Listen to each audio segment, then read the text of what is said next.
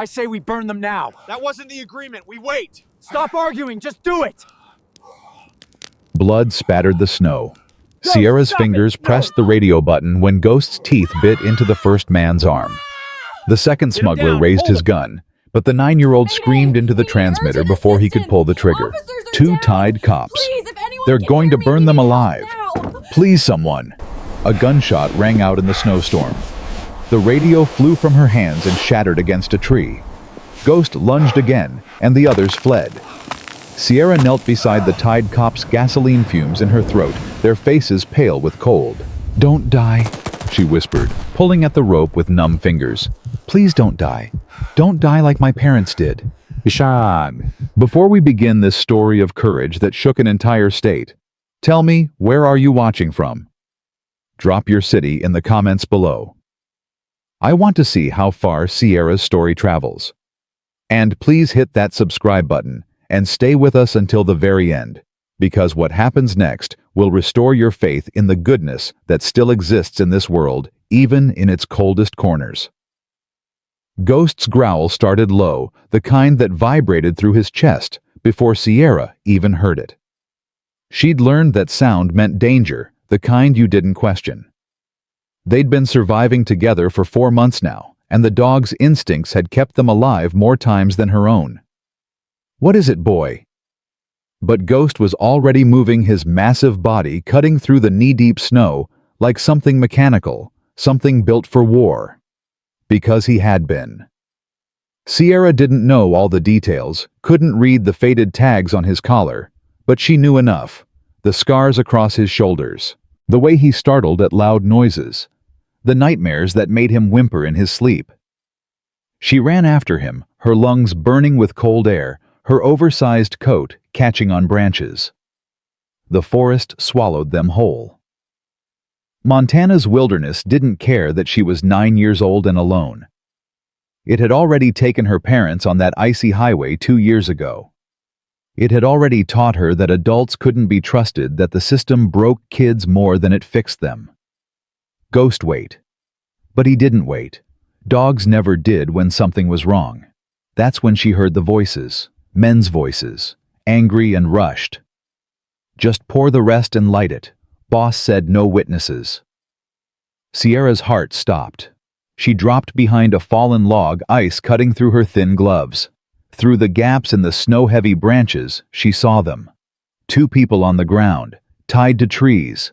A man and a woman, both wearing dark uniforms under their heavy coats. Their faces were battered, swollen. Tape covered their mouths. Their eyes were closed, but she could see their chests moving. Barely. 3 men stood over them. One held a metal gas can, tilting it. The liquid splashed across the officer's clothes, darkening the fabric. The smell hit Sierra's nose, sharp, chemical, deadly. "Bennett and Morrison have been sniffing around the routes for 3 months, one of the men said, shaking out the last drops.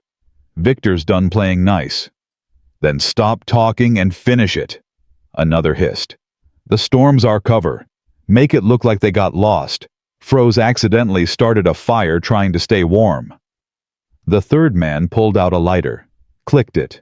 The flame danced orange against the white world. Ghost exploded from the trees. Sierra had never seen him move like that. Not even when they'd been cornered by those drunks behind the gas station last month. This was different. This was the military dog he'd been before whatever had broken him. He hit the man with the lighter, full force, 80 pounds of teeth and fury. The man went down hard, screaming. The lighter flew into the snow, the flame dying instantly. "It's a damn dog, shoot it!" But Ghost was already on the second man, teeth sinking into his forearm. The gun fired wild, the shot echoing through the forest. Sierra clapped her hands over her ears, but she was already moving, already running toward the officers. The third man swung a heavy branch at Ghost. It connected with his ribs. The dog yelped, but didn't let go. "Get it off me! God, get it off!" The men were panicking now, scrambling, slipping in the blood-stained snow. One of them grabbed the gas can and swung it at Ghost's head. It caught him across the muzzle. Ghost stumbled back, dazed. That's when Sierra screamed. Not in fear. In rage. The kind that only comes when you've already lost everything and you're not about to lose anything else. Leave him alone. Her voice cut through the chaos. The men turned, seeing her for the first time. A tiny girl in a coat 3 sizes too big, her dark hair wild with snow, her green eyes burning with something that made grown men hesitate. There's a kid? I don't care. Grab her. But Ghost was back on his feet, positioning himself between Sierra and the men. His lips curled back from bloodied teeth. His growl was a promise. The men looked at each other, looked at the dog, looked at the distant sound of wind through the trees that could carry voices, could bring help. We're out of time. Let's go. But the kid? She's 9 years old in a blizzard. She won't last the night. Move. They ran, all 3 of them crashing through the underbrush, leaving the gas can behind, leaving the officers behind, leaving Sierra and Ghost in a silence that felt like the world holding its breath. Sierra dropped to her knees beside the woman officer. Her badge read, J. Morrison. She was young, maybe late 20s, with auburn hair matted with blood. Sierra pressed shaking fingers to her neck. Pulse. Faint, but there. You're alive, Sierra whispered. Oh God, you're alive. She turned to the man. M. Bennett. Older, maybe late 30s, with a scar through his eyebrow and gray threading his dark hair. His eyes flickered open, unfocused. Kid. His voice was barely a rasp. Run. I'm not running. Sierra pulled at the ropes around his wrists. Her fingers were numb, useless. I'm not leaving you. Radio. He coughed, blood flecking his lips. Jacket. Inside pocket. She fumbled with his coat, her hands shaking so hard she could barely grip the zipper. There, a police radio. The antenna bent, the casing cracked. She pulled it free. How do I? Red button, press, and talk. Sierra pressed the button. Static hissed. Hello, can anybody hear me? There are 2 police officers hurt really bad. They need help right now. Nothing, just static. Please, somebody has to be listening. Ghost barked once, sharp and urgent. Sierra's throat closed. She pressed the button again. They were going to burn them alive. The men poured gasoline on them. If somebody doesn't come right now, they're gonna die. More static. Then, this is Sheriff Catherine Walsh. Cascade Ridge County. Who is this? What's your location? Sierra's breath came out in a sob. I don't know where we are. There's trees and snow everywhere, I think. I think I saw a trail marker that said Eagle Pass. Eagle Pass. Copy that, sweetheart. You did good. You did real good. Help is coming. Can you stay with them? Keep them warm. Sierra looked at the officers, at Morrison's blue lips, at Bennett's closed eyes. Yes. Yes, I'll stay. What's your name, honey? Sierra's finger froze on the button. Names meant records. Records meant the system. The system meant going back to houses where nobody cared if you ate where locked closets were. Punishments where bruises were your fault. Just hurry, please. She released the button, tucked the radio into her coat. Bennett's eyes opened again, clearer this time. He looked at her, really looked at her, and something passed between them. Recognition. Not of faces, but of something deeper. He'd seen kids like her before, in case files, in emergency rooms, in courtrooms. You're running, he whispered. Aren't you? Sierra didn't answer. She was already pulling off her scarf, the only warm thing she owned, and wrapping it around Morrison's shoulders. My name's Marcus, Bennett said. His breathing was shallow, labored. Marcus Bennett. Been a detective for 15 years. Never met a kid braver than you. I'm not brave. Sierra's voice cracked. I'm just tired of people dying. Your parents. She nodded, not trusting her voice. I'm sorry. And he meant it. She could hear it in those 2 words, the weight of every case he'd worked, every family he'd notified, every funeral he'd attended. But you saved us. You and that dog. Ghost limped over, blood dripping from his muzzle. He licked Bennett's face once, then positioned himself across both officers' legs, using his body heat to warm them. "Military?" Bennett asked, his eyes on Ghost's scars. "I think so. I found him behind a truck stop, or he found me. He was starving and limping, and nobody wanted him." Sierra's hand moved to Ghost's head, stroking gently. "They threw him away like he was nothing. Like they did to you." Sierra's jaw tightened. "I'm fine." "No, you're not." Bennett coughed again, harder this time. "But you will be. I promise you that. Don't make promises you can't keep." Sierra had heard too many of those. From social workers. From foster parents. From lawyers who said the next house would be different. "I keep my promises, kid. Ask anybody." Morrison stirred, her eyes fluttering open. When she saw Sierra, confusion and pain mixed in her expression. "Who?" "She saved us," Bennett said. "Her and the dog." Morrison's gaze shifted to Ghost, then back to Sierra. Even through the pain, even through the hypothermia setting in, she understood. "Thank you," Morrison whispered. "What's your name?" Sierra hesitated. Then, because these people were dying and she couldn't give them nothing, Sierra Hawkins. "I'm Jade." Morrison tried to smile, but it came out as a grimace. "That's a pretty name. Strong." "It was my mom's favorite mountain range." "Was?" Jade's eyes sharpened despite her condition. Detective instincts didn't die easy. "Car accident, 2 years ago. Black ice on Highway 93. Sierra's voice went flat the way it always did when she talked about it. Flat was safe. Flat didn't break. "My dad tried to avoid a truck. We went through the guardrail, rolled 4 times. They died in the ambulance. I walked away with 6 stitches." "And then?" Bennett asked quietly. "And then the system took me. Foster care. 5 houses in 2 years. Sierra pulled her coat tighter. "The last one, let's just say I left before they could add more bruises." Jade's expression hardened. Even half frozen, even dying, the cop in her was cataloging abuse planning interventions. "How long have you been on your own?" 4 months, Ghost and me." Sierra looked at the dog. "We take care of each other." In the distance, a siren wailed, faint but growing louder. Sierra's whole body tensed. Ghost's ears perked up, his body going rigid. "It's okay," Bennett said, reading her panic. "They're here to help." "That's what they all say." Sierra stood abruptly. "Right before they lock you in rooms and tell you it's for your own good." "Sierra, wait. I'm sorry." And she was. She was sorry she couldn't stay. Sorry she couldn't trust them. Sorry the world had taught a 9-year-old that safety was a lie. "I'm really sorry."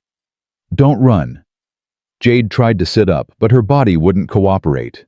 "Please, it's not safe." But Sierra was already moving, Ghost at her heels. They disappeared into the trees just as the first rescue vehicles came into view, their red and blue lights painting the snow in colors that looked like danger to a child who'd learned that uniforms didn't always mean protection. Marcus Bennett watched her go, something breaking in his chest. He'd been a cop long enough to know a runner when he saw one, and he'd been a detective long enough to know that some kids ran because staying was worse. The paramedics swarmed them, cutting ropes, checking vitals, loading them onto stretchers. Through it all, Marcus kept his eyes on the tree line where Sierra had vanished. Sheriff Catherine Walsh appeared. Her silver hair covered in snow, her face grave. "Bennett, Morrison, thank God." She knelt beside Marcus's stretcher. "The caller, where is she?" "Gone." Marcus's voice was rough. "She ran when she heard the sirens." "Can you describe her?" 9 years old, dark hair, green eyes. Name's Sierra Hawkins. She said she's been on the run for 4 months. Foster system. And Catherine?" He grabbed the sheriff's arm with what little strength he had left. "She saved our lives. Her and a dog. German Shepherd, military trained." Catherine's expression shifted. "A German Shepherd. You know something." "Maybe." There was a K-9 unit reported missing from Fort Harrison base about 6 months ago. Dog named Ghost. Handler died in an IED explosion overseas. The dog was being shipped stateside when the transport truck crashed on I-90. Driver said the dog just vanished into the woods. She paused. They stopped looking after 2 weeks. He found her. Marcus closed his eyes, the pieces clicking together. Or she found him. Either way, they're both survivors. We'll put out an alert. Social services, all the shelters. No. Marcus's eyes snapped open. She's terrified of the system. You send social workers after her, she'll disappear for good. Let me find her. You're going to the hospital, detective. You've got hypothermia and 3 cracked ribs. Then I'll find her after. His tone left no room for argument. That kid risked her life for us. I'm not letting the system swallow her again. Catherine studied him for a long moment, then nodded. 48 hours. Then I have to report it officially. That's all I need. As the ambulance doors closed, Marcus heard Jade's voice from the stretcher beside him. You really think you can find her? I have to. Marcus stared at the ceiling of the ambulance, seeing Sierra's green eyes, hearing the flatness in her voice when she'd talked about her parents. We owe her everything. She's just a kid, Marcus. A scared, traumatized kid who's been surviving on her own for months. What makes you think she'll trust us? I don't know if she will. He turned his head toward Jade. But I know what happens to kids like her when nobody tries. I've seen the statistics. I've worked the cases. Exploitation, trafficking, worse. His jaw tightened. She saved our lives. The least we can do is save hers. The ambulance hit a bump, and pain shot through Marcus's ribs. But he barely felt it. All he could think about was a 9-year-old girl and a war dog alone in the Montana wilderness, with a blizzard coming, and men who wanted them dead.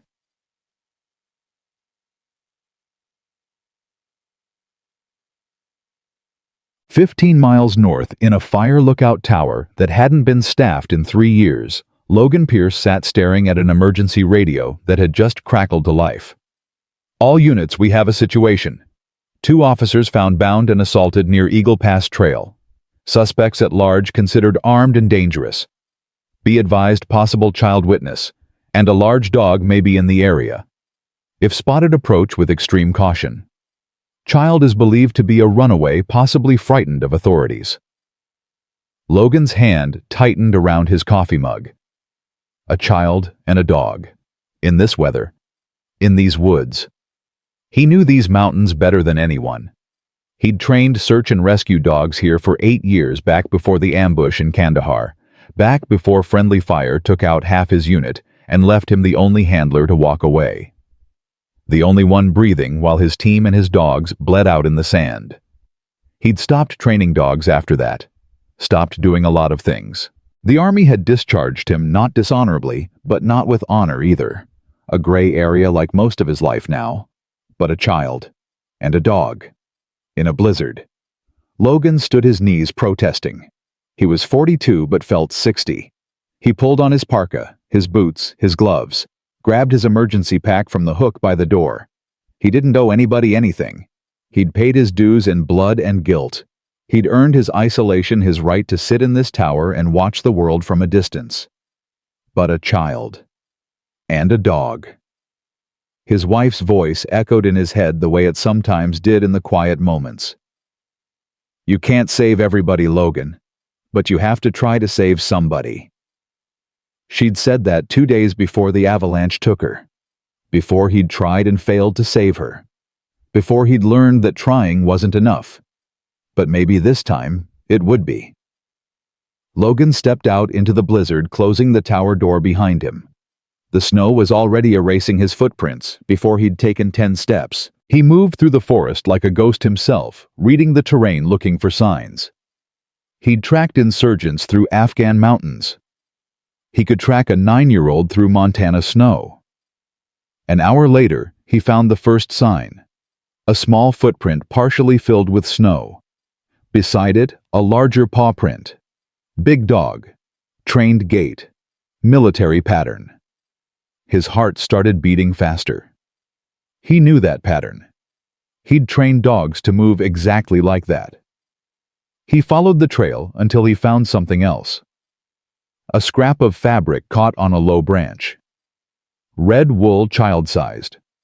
And underneath, where the snow hadn't quite covered it yet, drops of blood. The dog was injured. Logan moved faster now, his breath coming in white clouds. The tracks led deeper into the wilderness, away from roads, away from help. Smart kid. Or desperate one. That's when he found the cabin. More of a shack, really. Abandoned logging camp from the 70s. He'd used it himself a few times when weather got bad. Smoke was coming from the broken chimney. Faint, but there. Logan approached slowly, hands visible making noise so he wouldn't startle them. "Hello in the cabin. My name's Logan Pierce. I'm not a cop, not with social services. I just want to make sure you're okay." Silence. Then a deep, threatening growl. "I know you're scared. I know you don't trust anybody, but it's 20 below out here and dropping. Whatever you think of me, your dog needs medical attention.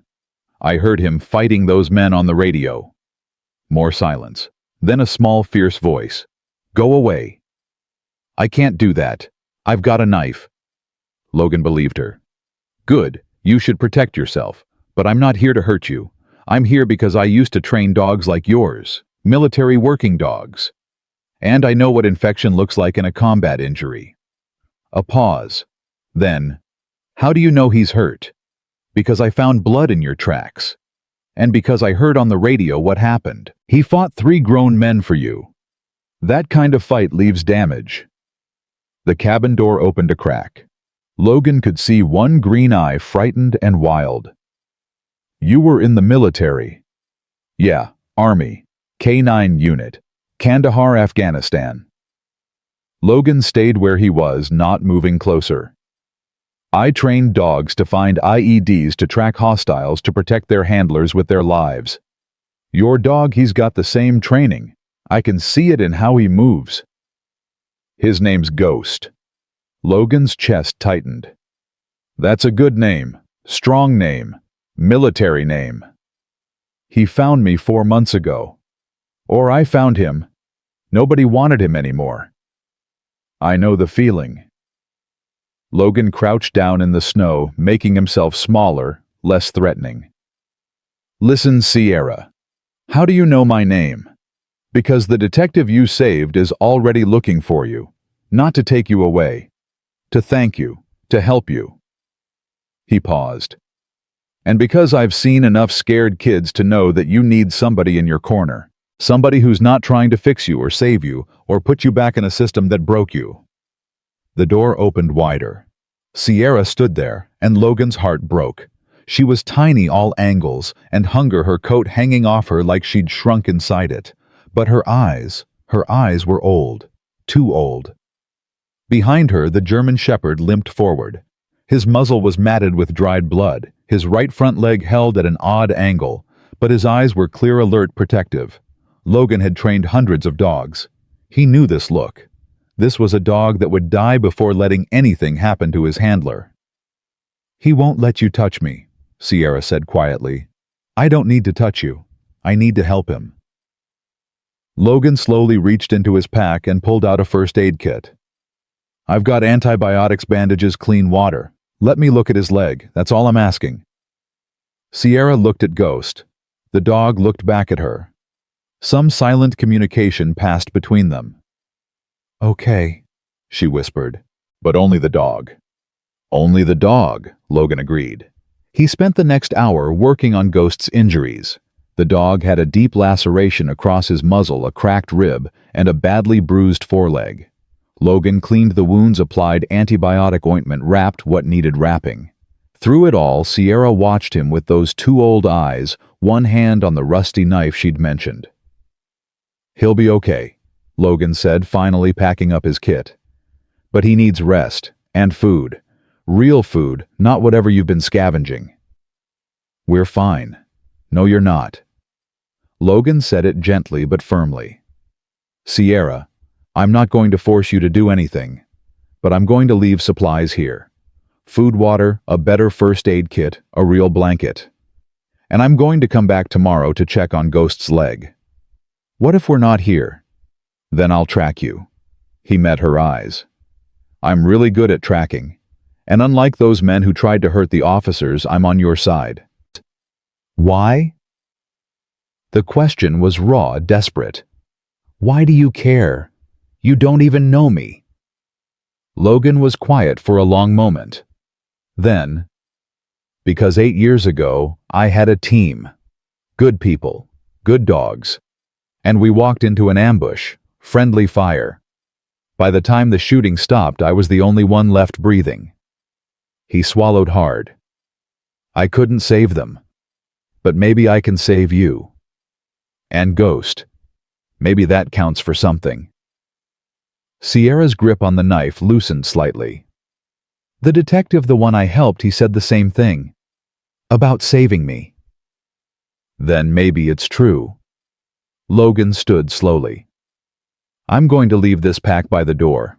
There's food supplies, everything you need for a few days. My radio frequency is written on a card inside. If you need help, call. Even if you don't trust me, call. Because I'll come. No questions asked. He walked to the door, set down the pack, and stepped back into the snow. Logan. Sierra's voice stopped him. He turned. Thank you for helping Ghost. Anytime, kid. Anytime. As he walked back through the blizzard, Logan pulled out his own radio. This is Pierce. I need to speak with Detective Marcus Bennett, Cascade Ridge PD. Tell him I found his witness. And tell him she's going to be harder to save than he thinks. In the hospital, Marcus Bennett woke to the sound of machines beeping and Jade Morrison's voice arguing with a doctor. I don't care what the protocol is. We need to be debriefed tonight. There are men out there who tried to kill us and a child who's in danger. Marcus tried to sit up, pain shooting through his entire body. Jade let the man do his job. She turned, relief flooding her face. Marcus, thank God. They said your vitals were stable, but you've been out for 6 hours. 6 hours? He struggled to focus. Sierra. Someone found her. Or found her location. A guy named Logan Pierce called in 20 minutes ago. Former Army K-9 trainer, lives in the old fire tower up on the North Ridge. He said she's alive, the dog's injured but stable, and she's terrified. We need to go. You need to rest, Sheriff Walsh said, entering the room. Her expression was grim. Because we've got bigger problems. I ran the names you gave me. The men who attacked you, they're connected to Victor Cade. Marcus's blood went cold. Victor Cade, the timber baron. Timber baron, land developer, and suspected head of the largest smuggling operation in 3 states. Catherine pulled up a chair. Federal task force has been building a case for 2 years. Drugs, weapons, possibly human trafficking. But he's careful, covers his tracks, owns half the county, including most of the law enforcement.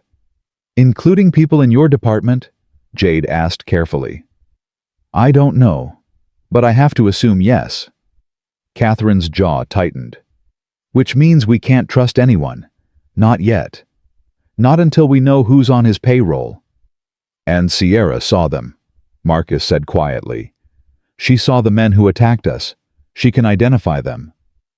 Which makes her the most dangerous person in Montana right now, Catherine said. Victor doesn't leave witnesses, ever. Then we protect her. How she won't come in. She doesn't trust the system, and I can't assign protection detail without alerting whoever's leaking information to Victor. Marcus closed his eyes, thinking. Then, we use Logan Pierce. He's made contact. He's earned enough trust to help the dog. We work through him. You're asking a disgraced Army veteran to protect a federal witness. I'm asking someone who understands trauma to help a traumatized kid. Marcus opened his eyes. And I'm going to help him. Because Sierra Hawkins didn't just save our lives. She's the key to bringing down Victor Cade's entire operation. And if we don't protect her, she'll disappear into these mountains and we'll never see her again. Or worse. Jade said softly. Victor will find her first. The room fell silent, the weight of that possibility settling over them like snow. Somewhere in the darkness outside, Sierra Hawkins and Ghost curled together for warmth in a cabin that wouldn't last the night. And somewhere in that same darkness, men with guns and orders were already searching. The blizzard raged on burying tracks, erasing evidence, covering up the truth, the way Montana winters always did. But some truths wouldn't stay buried. Some witnesses wouldn't stay silent. And some promises, like the one Marcus Bennett had made to a 9-year-old girl, were meant to be kept no matter the cost. The hospital room smelled like disinfectant and failure. Marcus Bennett stared at the ceiling tiles, counting them for the 4th time since midnight. 47. Same as an hour ago. Same as every hour before that. His ribs screamed every time he breathed. His head pounded from the concussion. But none of that compared to the weight in his chest when he thought about Sierra Hawkins alone in those mountains with men hunting her. You're doing it again, Jade Morrison said from the bed beside his. Her arm was in a sling, her face still bruised purple and yellow, but her eyes were sharp, detective eyes, obsessing. I'm thinking. You're spiraling. She shifted, wincing. Marcus, we can't help her if we're broken. She's 9 years old, Jade. 9. And she's out there because she saved our lives. I know. I was there, remember? I'm the one she wrapped her scarf around. Jade's voice softened. But Logan Pierce made contact. He said she's surviving. The dog's stable. That's more than we had 6 hours ago. Marcus closed his eyes. Sierra's face haunted him. Those green eyes that had seen too much, understood too much. The flatness in her voice when she'd talked about her parents dying. The way she'd pulled that knife ready to defend herself against the world. Tell me what you remember, he said.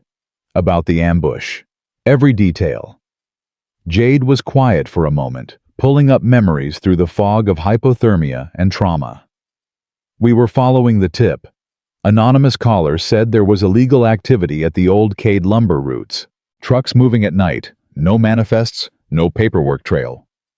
We'd been watching those routes for 3 months. Right. So we went out there, just reconnaissance. Didn't expect to find anything that night because of the storm. She paused. But there were fresh tire tracks, multiple vehicles. Someone was moving product in the middle of a blizzard. Because that's when nobody's watching, Marcus said. Border Patrol's grounded, Forest Service is inside, perfect cover. We followed the tracks on foot. That's when they grabbed us. 3 men all armed. They knew exactly who we were, Marcus. They called us by name. His jaw tightened. Which means someone told them we were coming. A leak, in the department. Jade's voice went hard. Someone on Victor Cade's payroll told him we were getting close. Marcus remembered the moment the bag had gone over his head, the rope cutting into his wrists, the smell of gasoline as they'd tied him to that tree, the terror of knowing exactly what was coming and being powerless to stop it. They were going to make it look like an accident, he said. 2 cops lost in a blizzard started a fire to stay warm, got careless. Except Sierra and Ghost showed up. She shouldn't have been there. No kid should have been out there in that storm. Marcus opened his eyes. But she was. And she didn't hesitate. Just called for help and started trying to free us. That dog, though. Jade shook her head. I've never seen anything like it. He went after those men like he was protecting his unit. Military trained for sure. Logan said Ghost was reported missing from Fort Harrison 6 months ago. Handler died overseas. The dog escaped during transport. Marcus turned his head toward Jade. He's been surviving in the wild all this time, until he found Sierra. Or she found him, 2 survivors finding each other. Jade was quiet for a moment. You really think Logan Pierce can keep her safe? I think he's the only one who can right now. She trusts him enough to let him help the dog. That's more trust than she's given anyone in months. A knock interrupted them. Sheriff Catherine Walsh entered, her expression grave. She held a manila folder. How are you two feeling? Like we got beaten and left for dead, Jade said. So pretty standard Tuesday. Catherine didn't smile. She pulled up a chair between their beds and opened the folder. We got the surveillance footage from the gas station on Route 7, the one near Eagle Pass Trail. She pulled out a photo. This is from 4 days ago. Marcus took the photo. A grainy image showed a small girl in an oversized coat filling a water bottle at an outdoor spigot. Her face was partially visible, her dark hair tangled her expression watchful. Sierra. Beside her, a large German shepherd stood guard, his body positioned between her and the parking lot. She's been staying near the trails, Catherine said. Close enough to scavenge from dumpsters, far enough to avoid people. We found 3 other locations where she's been spotted. Always moving, never staying anywhere more than a night or 2. Smart kid, Jade murmured. Too smart. Marcus studied the photo. She's been running her whole life. First from grief, then from the system, now from us. Catherine pulled out another document. I pulled her file. Sierra Hawkins, age 9. Parents died in a car accident on Highway 93 22 months ago. She was placed with her maternal aunt initially, but the aunt couldn't handle her. Said Sierra had nightmares, wouldn't eat, wouldn't talk. Trauma, Jade said softly. They put her in foster care. First house she ran away after 2 weeks. They found her at her parents' grave sleeping on her mother's headstone.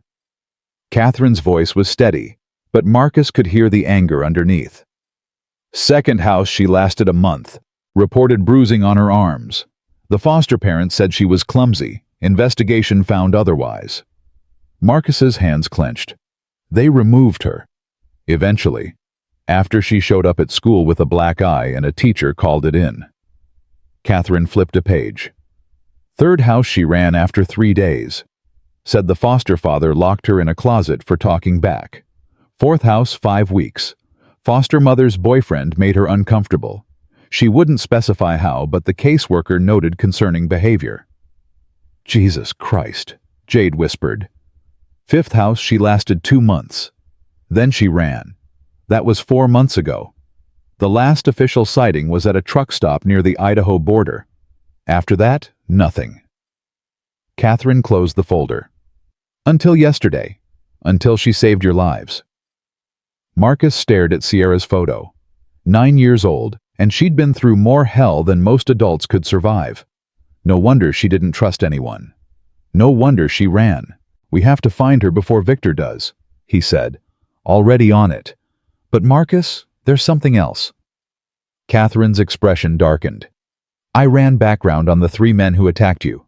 We got partial descriptions from your statements cross-referenced with known associates of Victor Cade. And 2 of them are confirmed. Vince Holloway and Carl Danner. Both have records. Assault, extortion, 1 suspected homicide that never stuck. They're Victor's enforcers. The 3rd? Catherine hesitated. That's the problem. Based on your description, the 3rd man might be Deputy Frank Russo. The room went cold. Frank. Jade sat up too fast, gasping at the pain. Are you sure? Not certain. But the build matches, the voice matches, and Frank called in sick that night. First time in 3 years. Catherine's jaw was tight. I've known Frank for 12 years. Worked with him, trusted him. If he's compromised, we have to assume others are too. How deep does Victor's corruption go? Marcus asked. I don't know, and that's what terrifies me. Catherine stood. Which is why I'm keeping this investigation off the books for now. No official reports, no department-wide alerts. Just you, me, and Jade. And Logan Pierce if he's willing. He's willing, Marcus said. He told me on the radio. He won't let anything happen to that kid. Let's hope that's enough. After Catherine left, Marcus lay in the darkness, Sierra's photo still clutched in his hand. Somewhere out there, she was cold and scared and running. And somewhere out there, Victor Cade's men were hunting her. He'd made her a promise. I keep my promises, kid. Ask anybody. He intended to keep that one or die trying. The next morning, Logan Pierce stood at the edge of the tree line studying tracks that shouldn't exist. Fresh paw prints in the snow, moving fast, erratic, like the dog was being chased, or chasing something. He followed them for a quarter mile until he found what he was looking for. Boot prints, 3 sets, men's boots size 10 and above, moving in formation, tactical spacing. Hunters. Logan's blood ran cold. They'd found her location, or gotten close enough that Ghost had gone on the offensive to lead them away. He moved faster now, his rifle slung across his back, his eyes scanning for any sign of Sierra or Ghost. The tracks led deeper into the wilderness, away from the cabin where he'd left supplies yesterday. Smart girl. She'd moved again overnight. But these men were tracking her, and they were good. Not as good as Logan, but good enough to be dangerous. He found the next sign half a mile later. A small red mitten dropped in the snow. Not lost. Placed. A marker. Logan smiled grimly. Sierra was leaving breadcrumbs, but only for someone who knew how to read them. She was leading him hopefully, while misdirecting her hunters. But she was just a kid, and eventually she'd make a mistake. He pushed harder, his breath coming in white clouds. The snow was falling again, not heavy, but steady. It would cover her tracks within an hour. That's when he heard it. Barking, distant but unmistakable. Ghost's voice, fierce and protective. Then a gunshot. Logan ran. His boots pounded through the snow, his rifle now in his hands. He'd trained for this, fought in worse conditions, survived ambushes that should have killed him. But this was different. This was a child. He burst into a small clearing and found them. Sierra was backed against a rock face, Ghost standing between her and 3 men. The dog was bleeding from a graze on his shoulder, but he hadn't backed down. His teeth were bared, his growl a continuous threat. One of the men held a rifle. Another had a pistol. The third was speaking into a radio. "We got her. North Ridge near the old mine shaft. Bringing her in now." "You're not bringing anyone anywhere," Logan said, his voice cutting through the clearing. The 3 men spun. Logan's rifle was already aimed steady. "Who the hell are you?" the one with the radio demanded. "Someone who doesn't like people who shoot at kids." Logan's finger rested lightly on the trigger. "Drop your weapons. Now." "You're outnumbered, old man." "Am I?" Logan smiled, but it didn't reach his eyes. "Because from where I'm standing, you've got 1 rifle, 1 pistol, and a radio. I've got a M110 with a full magazine, 15 years of combat experience, and absolutely nothing left to lose. How do you think this plays out?" The men exchanged glances. Logan knew their type. Thugs who'd gotten soft working for someone else's muscle. They'd fold if pushed hard enough. "Victor Cade wants that girl," the one with the rifle said. "You really want to get between Victor and what he wants. I've stood between worse men and better reasons." Logan's aim didn't waver. "Last chance. Weapons down, walk away, and you live. Or try me and find out if I'm bluffing." A long moment. Then the man with the rifle lowered it slowly, setting it in the snow. The others followed. "Smart choice," Logan said. "Now move. Back the way you came. And tell Victor that Sierra Hawkins is under federal protection. Next person who comes after her won't get a warning." "Federal protection," one of the men sneered. "You're not a cop." "No, I'm worse. I'm someone who doesn't have to follow rules anymore." Logan's smile turned cold. "Walk away while you can." They walked. Logan kept his rifle trained on them until they disappeared into the trees. Only then did he lower the weapon and turn to Sierra. She was shaking, her arms wrapped around Ghost's neck, tears streaming down her face. "You're okay," Logan said softly, approaching slowly. "You're both okay." "They found us," Sierra sobbed. "I moved the cabin like you said. I covered our tracks, but they still found us. Because Victor Cade has resources, money, men, equipment." Logan knelt in the snow in front of her. Sierra, you can't keep running. Not from him. He'll just send more people. Then what am I supposed to do? Her voice broke. Go back. Let them put me in another house where nobody cares if I'm alive or dead. No, you're supposed to let people help you. Real help. Not the system. People who actually give a damn. Like, who you?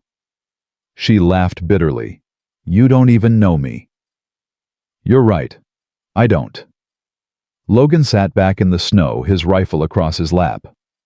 But I know what it's like to survive something that should have killed you. I know what it's like to lose everyone you love and keep breathing anyway. I know what it's like to trust people and have them fail you. Sierra wiped her eyes with her sleeve. What happened to you? Logan was quiet for a long moment. Then, I had a team. In Afghanistan. 6 handlers, 12 dogs.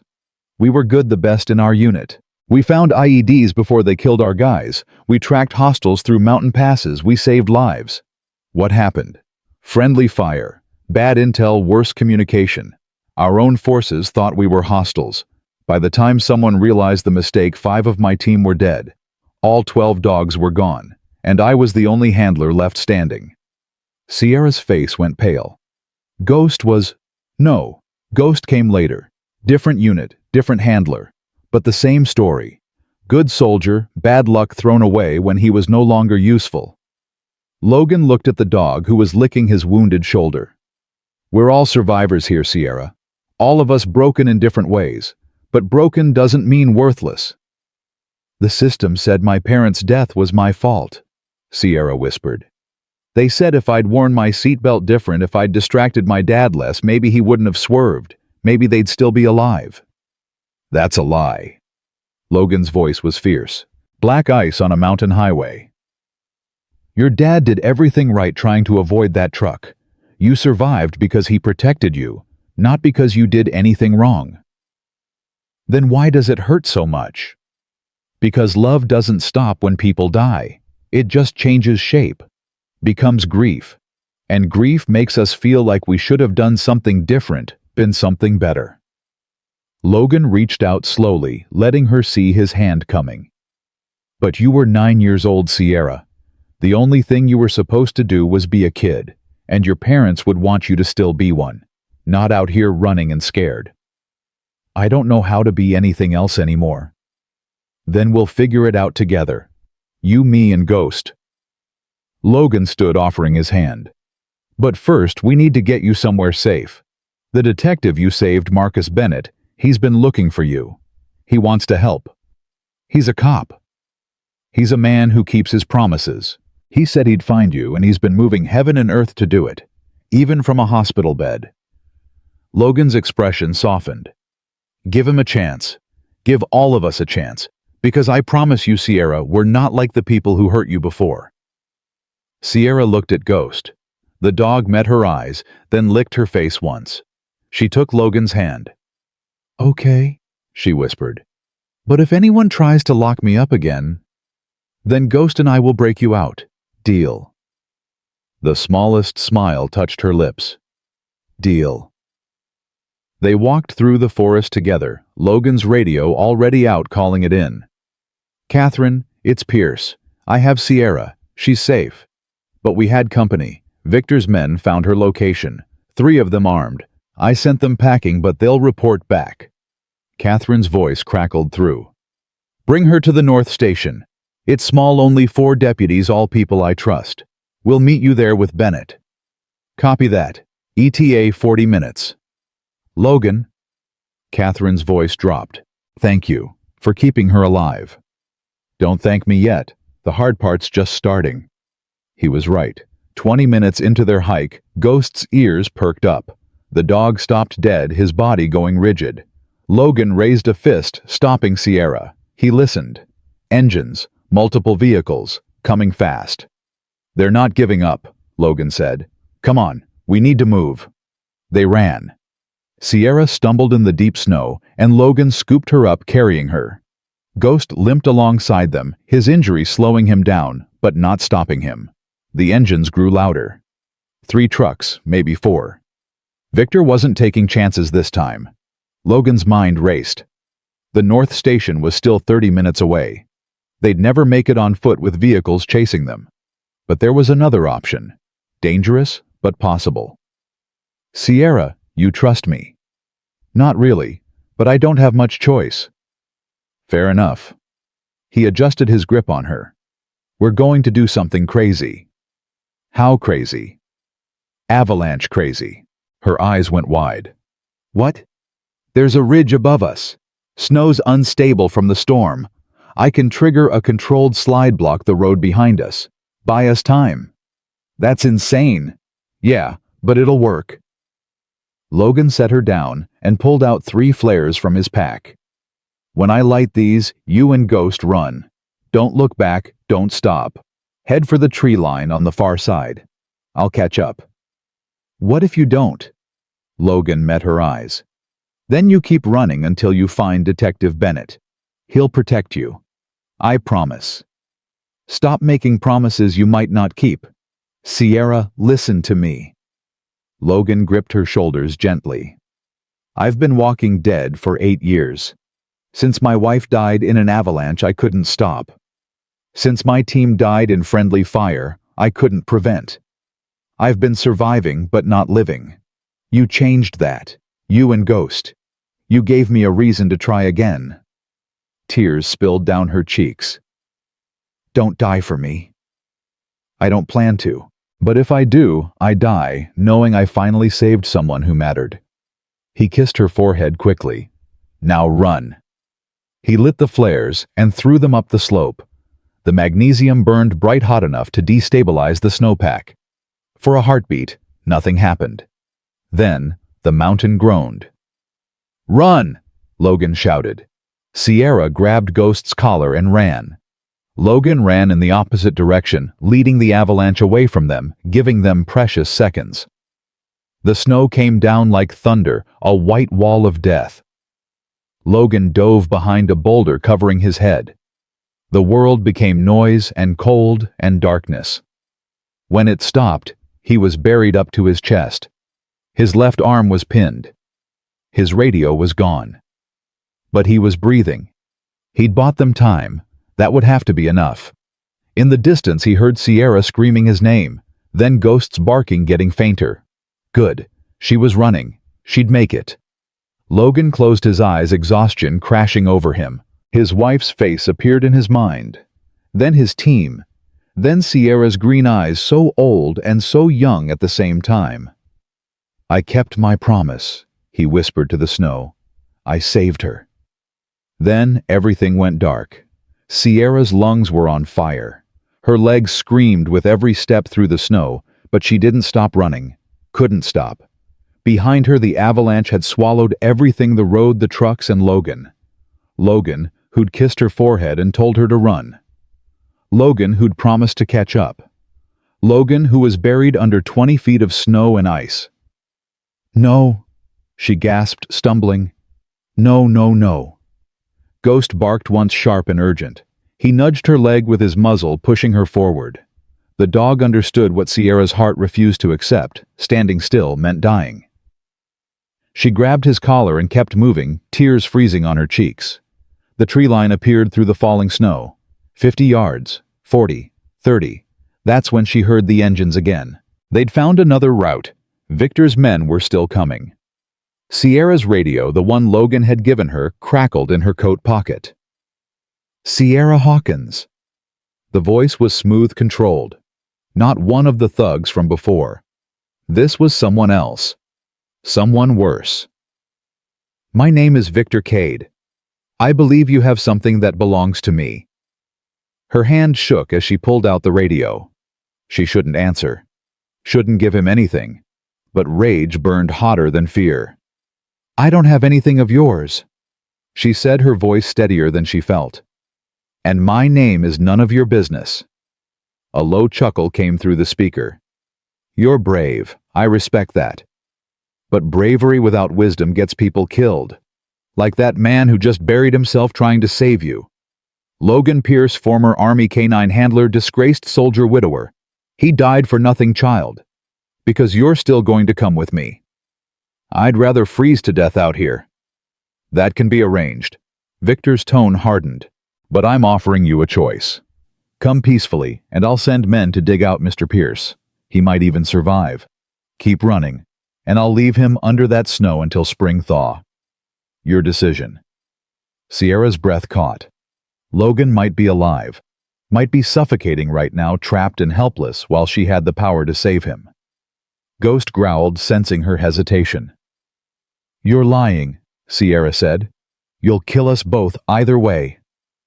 Perhaps, but at least Pierce would die quickly with a bullet. Better than slowly suffocating in the dark, don't you think? Wondering if anyone's coming. Feeling the cold seep into your bones. Knowing you're going to die alone because a 9-year-old girl chose to run instead of... Sierra turned off the radio and threw it into the snow. I'm sorry, Logan, she whispered. I'm so sorry.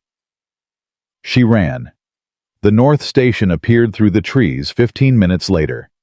A small building, barely more than a cabin, with 2 patrol vehicles parked outside. Smoke rose from the chimney. Lights glowed in the windows.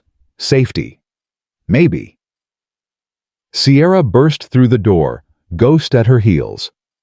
4 people spun toward her, 2 deputies in uniform, Sheriff Catherine Walsh and Marcus Bennett, who was supposed to be in a hospital bed, but was instead standing there with his arm in a sling and his face set with determination. Sierra, Catherine breathed. Thank God. Where's Logan? Buried. The word came out broken. Avalanche. He triggered it to stop Victor's men. He told me to run, and I ran, and I left him, and... Marcus crossed the room in 3 strides and pulled her into a careful hug with his good arm. You did exactly right. Logan knew what he was doing.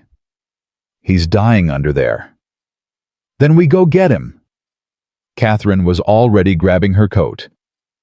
Johnson Martinez, get the emergency equipment. We're doing a snow rescue. Sheriff, with all respect, we've got an armed militia hunting this kid, one of the deputies said. We split up, now we're vulnerable. Then we move fast. Catherine's voice was steel. Nobody dies on my watch. Not today. Marcus pulled back from Sierra, his hands on her shoulders. Listen to me. Logan Pierce is the toughest son of a gun I've ever met. If anyone can survive being buried, it's him. But he bought you time for a reason. We need to use it. To do what? Sierra's voice cracked. Run again. Hide. I'm so tired of running. No. To fight back. Marcus glanced at Catherine. Show her. Catherine pulled out a laptop and opened it on the desk. The screen showed a digital map covered in red markers. These are Victor Cade's trafficking routes, Catherine explained. We've been building this case for 2 years, but we could never get hard evidence. He's careful, covers his tracks, owns half the people who could testify against him. What does this have to do with me? Everything. Marcus tapped the screen. You saved our lives at Eagle Pass Trail, but what you didn't know is that we'd been following one of these routes when we were ambushed. We got close enough to see what Victor's really moving. Timber. That's the cover, but we found something else. Jade Morrison's voice came from the doorway. She was supposed to be in a hospital too, but there she stood, arm in a sling, bruises fading to yellow. We found a shipping manifest on one of the abandoned trucks, coded entries, but we broke some of them. Victor's not just smuggling goods, Sierra. He's moving people. The room went cold. What kind of people? Sierra whispered. The kind nobody misses. Hikers who get lost, seasonal workers who disappear, runaways. Catherine's expression was grim. We think he's been operating a trafficking ring for at least 5 years, selling people to work camps, to private buyers, to places we don't want to imagine. Sierra thought about the foster homes, the ones where kids vanished and nobody asked questions, the ones where caseworkers were paid to look the other way. How many people? We don't know. Dozens, maybe more. Marcus's jaw tightened. But we're going to stop him. Tonight. Because you gave us something Victor never expected. What? A witness he can't buy and can't silence. Marcus's eyes met hers. You saw the men who attacked us. You heard them talking. And more importantly, Victor just made a mistake. He contacted you directly on that radio, which means we can trace the signal, Catherine finished. Find his location. Hit him where he thinks he's safe. Sierra shook her head. You're all hurt. You can barely stand. How are you going to fight Victor and his men? We're not alone. Catherine's radio crackled. Federal task force has been waiting for actionable intelligence for months. The moment we give them Victor's location and evidence of trafficking, they'll move. We end this tonight. But what about Logan? Already handled. Catherine pointed to the window. Outside, 2 more vehicles were arriving. Search and rescue teams, their trucks loaded with equipment. They're heading to the avalanche site now. Logan's got the best chance anyone could ask for. Sierra wanted to believe it. Wanted to trust that Logan would survive, that Marcus and Catherine could stop Victor, that this nightmare would end. But trust was a luxury she'd lost 2 years ago on a highway in the snow. If I help you, she said slowly, and Victor catches us, he won't. But if he does, he'll kill all of us, including me. You know that, right? Marcus crouched in front of her, meeting her eyes at her level. Sierra, I made you a promise in those woods. I said I'd find you. I did. Now I'm making you another promise. We're going to stop Victor Cade. We're going to find every person he's taken, and we're going to make sure you never have to run again. That's a promise I intend to keep. Why? Her voice was small, young, everything she tried not to be. Why do you care so much? Because I have a daughter. Marcus's voice cracked slightly. She's 7 years old. Lives with her mother in Seattle, sees me twice a year if I'm lucky. I'm not father of the year, never will be. But every time I look at you, I see her. I see what could happen if I fail at my job. If bad people win. If kids like you fall through the cracks and nobody catches them. Tears burned Sierra's eyes. Your daughter's lucky, even if she doesn't see you much. No. I'm lucky. Because you reminded me why I became a cop in the first place. Not for the badge or the paycheck. To protect people who can't protect themselves. He stood. So what do you say, Sierra Hawkins? You want to help us take down a monster? Ghost barked once, as if voting yes. Sierra wiped her eyes. What do you need me to do? Catherine pulled up another screen on the laptop. Victor's main operation is in an old warehouse complex 15 miles north. We've never been able to get close without tipping off his security. But if we can prove he's holding people there, I can get you in. The voice came from the doorway. Everyone spun. A man stood there in a deputy's uniform, his face haggard, his hands raised. Deputy Frank Russo. Marcus's hand went to his weapon. Give me one reason not to arrest you right now. Because I can help you stop him. Frank's voice was hollow. I know I'm dirty. I know I sold you out. But I didn't know what Victor was really doing until 2 days ago. I thought it was just smuggling, maybe drugs. I needed the money, my kids got medical bills, and I made a choice. A wrong choice. You nearly got us killed, Jade said, her voice ice. I know, and I'll live with that forever. Frank's eyes were red. But yesterday, Victor showed me what he's really moving. He took me to the warehouse, made me watch as they loaded people into trucks like cargo. Kids, some of them, younger than my son. And he laughed, Catherine. He laughed and said this was what real power looked like. Catherine's expression was unreadable. Why should we believe you? Because I'm already dead either way. Frank pulled out a flash drive. This has everything. Security codes, patrol schedules, guard positions, and proof. Video files, shipping manifests, bank records. Victor keeps it all because he's arrogant enough to think nobody can touch him. How'd you get this? Copied it while he wasn't looking. He trusts me because I'm compromised. Didn't think I'd turn. Frank's hands shook. I'm not asking for forgiveness. I'm not asking to walk away clean. I just want to do one right thing before Victor figures out I betrayed him and kills my family. Catherine took the flash drive, plugged it into the laptop. Her eyes widened as files opened. "Dear God," she whispered. "This is it. This is everything." Marcus looked over her shoulder, his face going pale. 43 people. Names, ages, pickup locations. He's been running this operation for 7 years. "Some of these kids are from the foster system," Jade said, scrolling through. "Sierra, look at this. 3 girls from the same group home where you stayed. They were marked as runaways. Nobody looked for them." Sierra's blood turned to ice. "I knew them. Ashley, Monica, and Emma.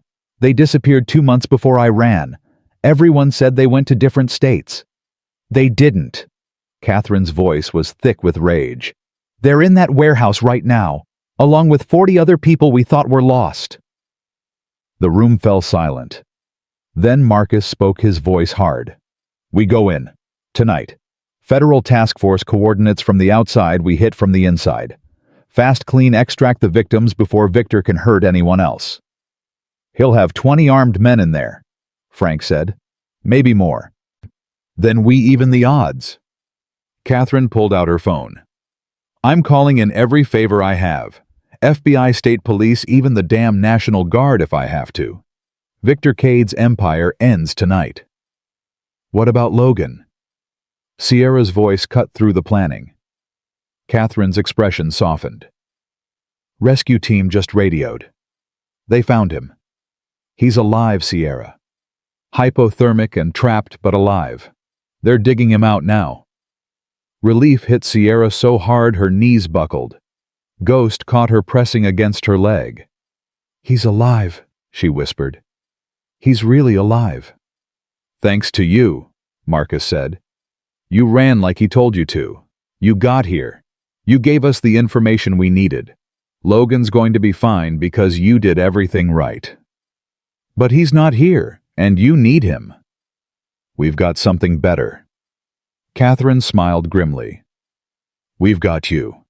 A witness Victor can't discredit. A survivor who's braver than any soldier I've met. And a dog who's fought off armed men twice his size." Ghost's ears perked up at that, his tail wagging once. "I'm 9 years old," Sierra said. "What am I supposed to do in a gunfight?" "Nothing. You're staying in the command vehicle with full protection." Marcus's tone left no room for argument. "But your testimony, your evidence, your courage, that's what brought us here. That's what's going to save 43 people tonight." "And what if it doesn't?"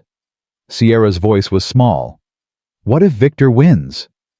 "Then we die trying to stop him," Jade said simply. "But we don't lose. Not tonight. Not with this much at stake." Catherine's phone rang. She answered, listened, then nodded sharply. "Federal task force is mobilizing. They'll be in position in 45 minutes. We move at 2100 hours. Sierra looked at the clock. It was 8:00 p.m. 1 hour until they raided Victor Cade's warehouse. 1 hour until everything either ended or got much, much worse. Marcus handed her a granola bar and a bottle of water. "Eat. You're going to need your strength." She ate mechanically, her mind racing. Ghost pressed against her side, his warmth steadying her. The dog had survived war abandonment months in the wilderness. If he could keep fighting, so could she.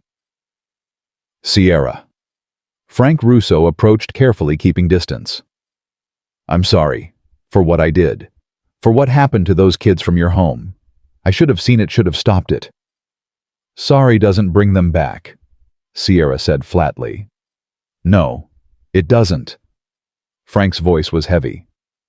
"But maybe tonight does. Maybe we get them out alive. Maybe that counts for something." "Maybe." Sierra met his eyes.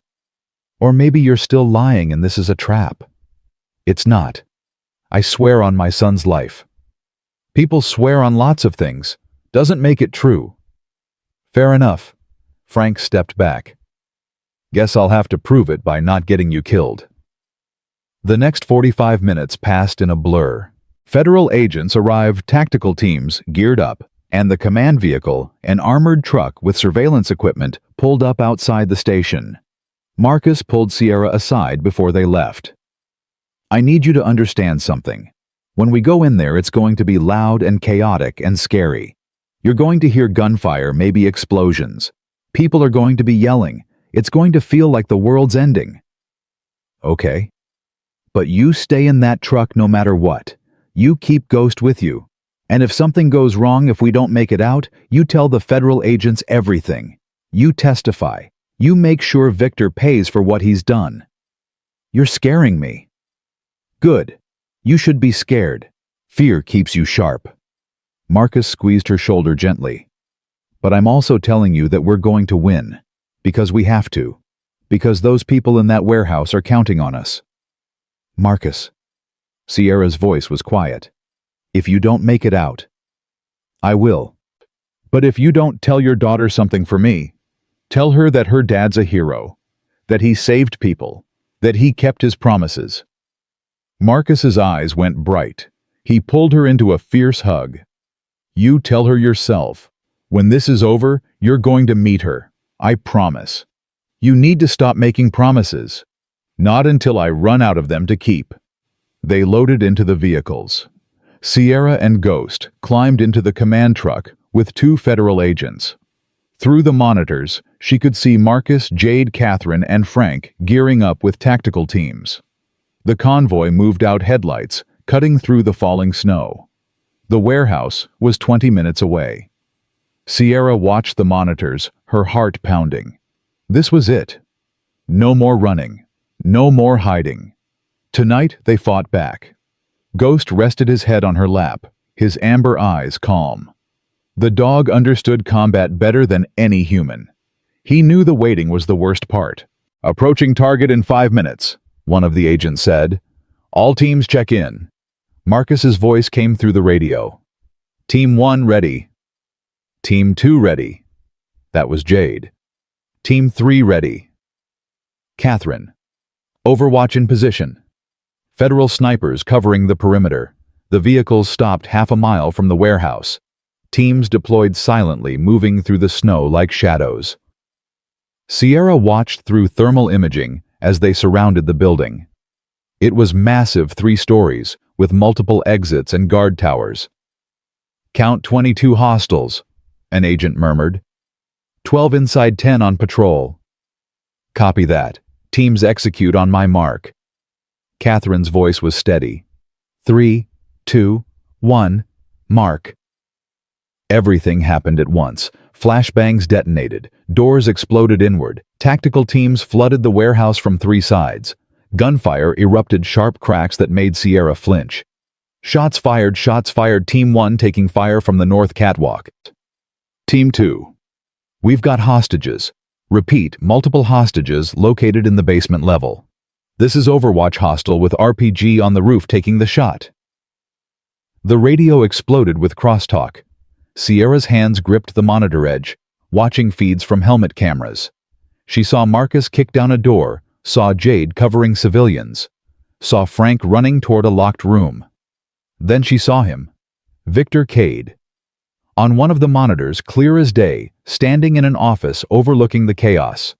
He was calm, almost bored, speaking into a phone. He's calling someone, Sierra said. Victor's calling for backup or... The explosion cut her off. The entire south wall of the warehouse erupted in flames. The blast wave rocked the command truck even from half a mile away. Jesus Christ, the agent yelled. He's destroying evidence. All teams evacuate now. We've still got hostages inside. Marcus's voice was strained. Basement level, they're trapped behind a collapsed stairwell. Bennett, the building's compromised. You have 2 minutes before the whole structure comes down. Then we better work fast. Sierra watched in horror as the feeds showed flames spreading, smoke filling corridors, and parts of the ceiling collapsing.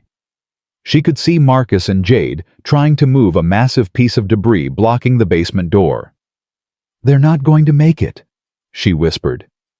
There's too much rubble. Ghost stood suddenly, his attention locked on something outside. What is it, boy? The dog growled. Low warning. His combat training coming back. One of the agents turned. What's wrong with the... The command truck's back door exploded inward. 3 men rushed in. Victor's men. They'd flanked around, found the command vehicle. "Get the girl!" one of them shouted. Sierra screamed. The federal agents went for their weapons, but they were too slow. Suppressed gunshots dropped both agents before they could fire. Ghost launched himself at the nearest attacker, teeth finding throat. The man went down screaming. But the second man grabbed Sierra, his arm around her waist, dragging her toward the door. "Got her. Bringing her to the boss." "No," Sierra fought, kicking, scratching. "Let me go." Ghost was still fighting. The third man couldn't help her. The attacker was too strong. He pulled her out into the snow, toward a waiting SUV. Then a rifle shot cracked through the night. The man holding Sierra dropped. She fell hard into the snow, gasping. Another shot. The third man fighting Ghost collapsed. Sierra looked up. Logan Pierce stood 50 yards away, rifle still raised, his face pale and streaked with frostbite, one arm hanging useless at his side. But his aim was perfect. "Logan!" Sierra scrambled toward him. He lowered the rifle, swaying. "Told you. I'd catch up." Then he collapsed. Sierra caught him, or tried to. He was too heavy, too cold. They both went down in the snow. "Help!" Sierra screamed toward the command truck. "Somebody help!" But everyone was focused on the warehouse, where flames now engulfed half the structure and gunfire still echoed. Ghost limped over, blood on his muzzle, and pressed against Logan's chest. The dog's body heat keeping the man alive. Sierra held Logan's hand. "Don't you dare die. You promised you wouldn't die." Promises are hard to keep. Logan's lips were blue. "But you're safe. That counts. You're not dying out here. I won't let you." She pulled off her coat, the oversized one that had kept her alive for months, and wrapped it around him. Then she pressed her body against his other side, sharing warmth the way he'd taught her. "Stay awake," she demanded. "Logan, look at me. Stay awake." His eyes fluttered open. "Bossy, kid. Damn right I am. Now breathe. Just breathe." In the distance, the warehouse burned. People were escaping, being led out by tactical teams. Sierra could see them on the monitors inside the truck, 43 hostages, scared but alive. Marcus's voice came through the radio. "All teams evacuate buildings coming down." A massive groan of metal. Then the entire structure collapsed inward, flames shooting skyward. But the people were out. All of them. Sierra could see them through the snow, being wrapped in blankets loaded into ambulances, including 3 girls she recognized. Ashley, Monica, and Emma. Alive. "Logan," Sierra whispered. "They did it. They got everyone out." "Good." His breathing was shallow. "That's good. Now stay with me, please. I can't lose anyone else."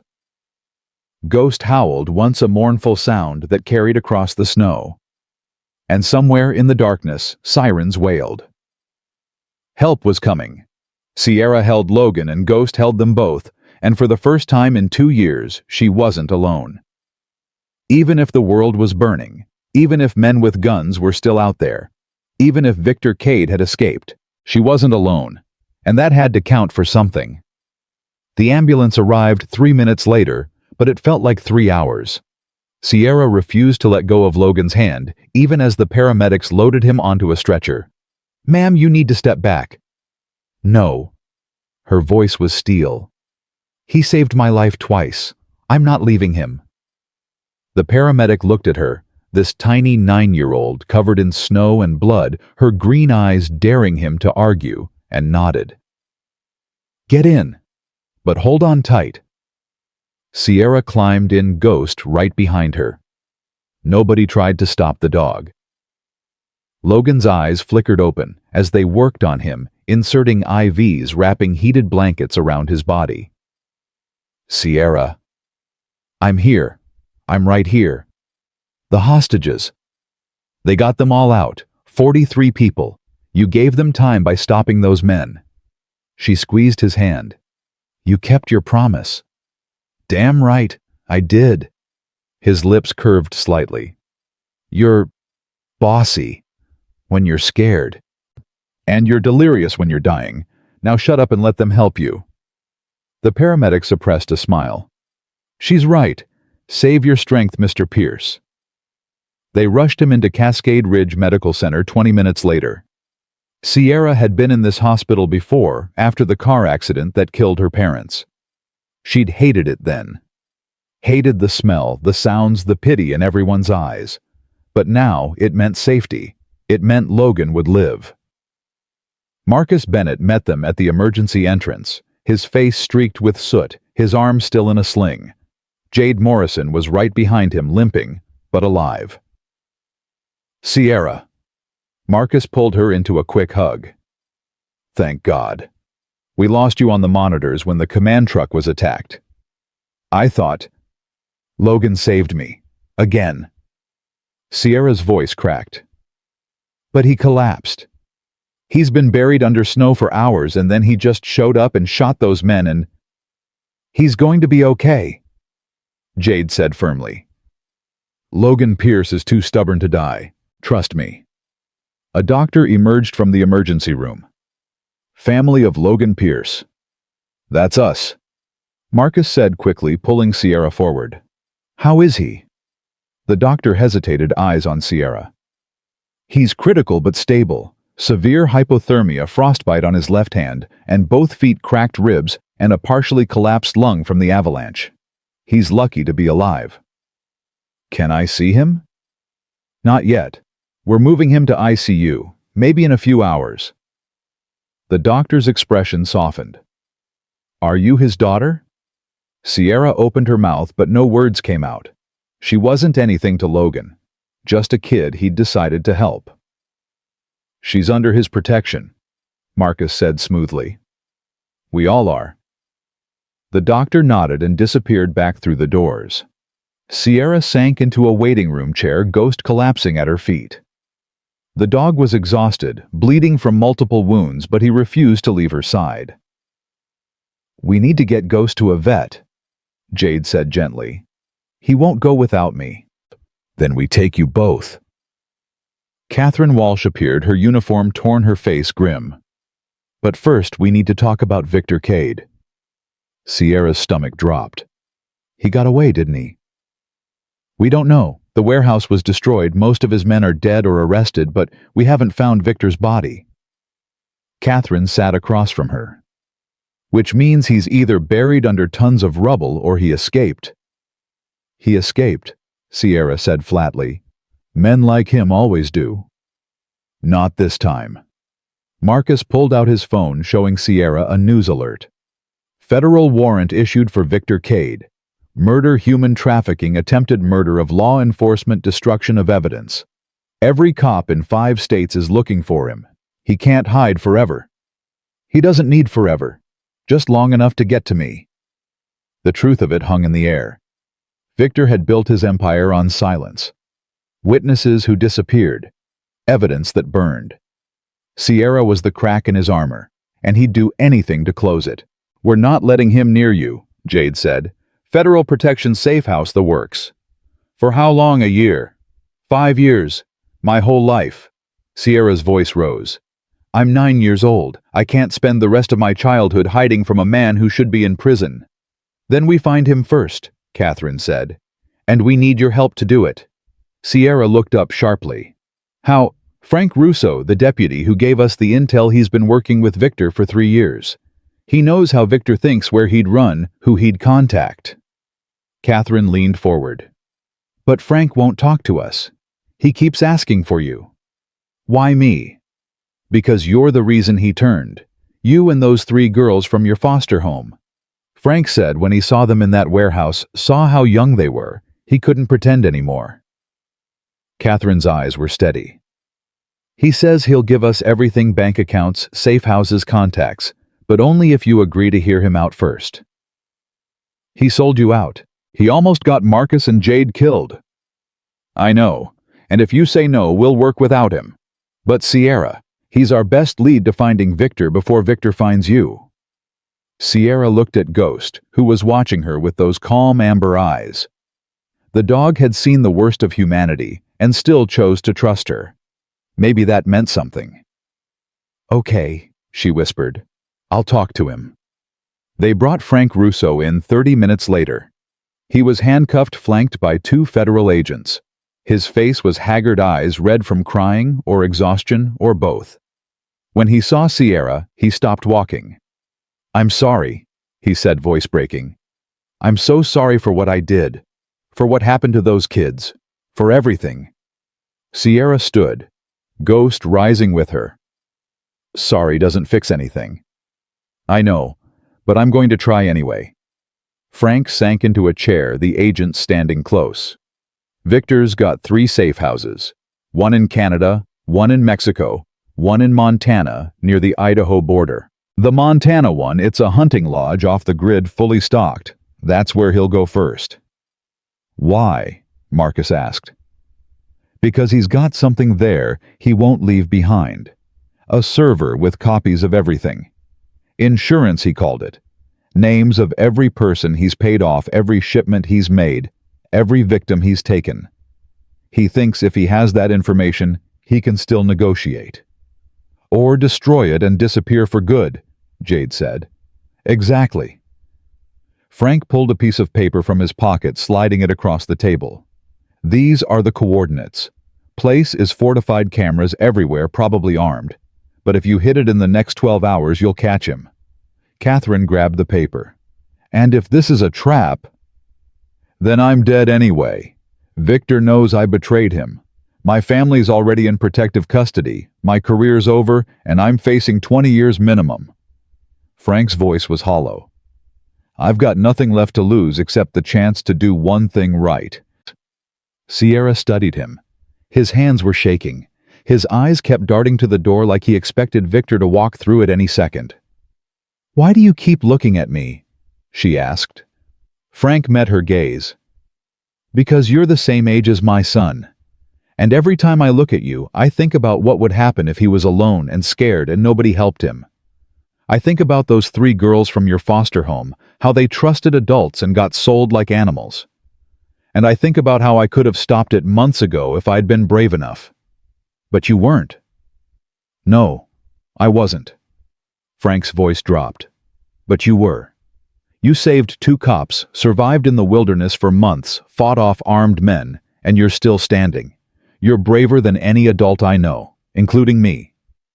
Sierra didn't know what to say to that. Part of her wanted to scream at him to make him hurt the way she hurt. But another part, the part that had learned to survive, understood that broken people sometimes did terrible things before they found the courage to do better. "If you're lying," she said quietly, "if this gets anyone killed, I'll testify at your trial and make sure you never see daylight again." "Fair enough." Catherine was already on her phone. "Federal team, I need a tactical unit ready to move in 30 minutes. Target location coordinates incoming. Suspect is armed and dangerous. Consider him hostile." Marcus turned to Sierra. "You're staying here with Ghost. Protected room, armed guards, no windows. What if Victor doesn't go to the lodge? What if he comes here instead? Then we'll be ready." Jade checked her weapon. "But Sierra, you need to understand something. This ends tonight. One way or another, Victor Cade's reign is over." They left 15 minutes later, Catherine, Marcus, Jade, and a dozen federal agents. Sierra watched them go from a hospital window, Ghost pressed against her leg. A nurse appeared in the doorway. "Honey, we've got a room ready for you. Private secure. And the veterinarian is here to look at your dog." "Can I see Logan first, just for a minute?" The nurse hesitated, then nodded. 5 minutes. He's still unconscious, but maybe your voice will help." They led her to the ICU. Logan lay in the bed connected to machines, his face pale as snow. His left hand was wrapped in bandages, frostbite damage severe. But his chest rose and fell steadily. Sierra pulled a chair close and took his unbandaged hand. "Hey," she whispered. "It's me, Sierra. They're going after Victor tonight." Using the information Frank gave them. I think they're going to catch him, but I'm scared. What if they don't? What if he gets away and comes after us after you? Logan didn't respond. Just the steady beep of monitors. You told me broken doesn't mean worthless. Sierra continued, her voice thick. But I don't know how to not be broken anymore. I don't know how to trust people when everyone keeps hurting me. Except you didn't. And Marcus didn't. And even Ghost didn't. And he's a dog. Ghost's tail thumped once. So you need to wake up, Sierra said firmly. Because I can't do this alone. I thought I was fine by myself. But I'm not. I need you. And Marcus and Jade and even Catherine. I need people who keep their promises. She pressed her forehead against his hand, tears falling. Please wake up. Please don't leave me alone again. A faint squeeze. So slight she almost missed it. Sierra's head shot up. Logan. His eyes flickered open, unfocused but aware. Not leaving you? You're awake. Oh God, you're awake. Sierra was laughing and crying at the same time. I'll get the doctor. Wait. His grip tightened slightly. Did they get everyone out? Yes. All 43 people, including the girls from my foster home. Good. That's good. His eyes closed again. Proud of you, kid. I didn't do anything. You're the one who... You did everything. He was fading back into sleep. Asked me why I cared. Remember? Yeah. Because you're worth caring about. Don't forget that. Then, he was out again, but his hand still held hers. The nurse gently pulled Sierra away. He needs rest, but he's going to make it.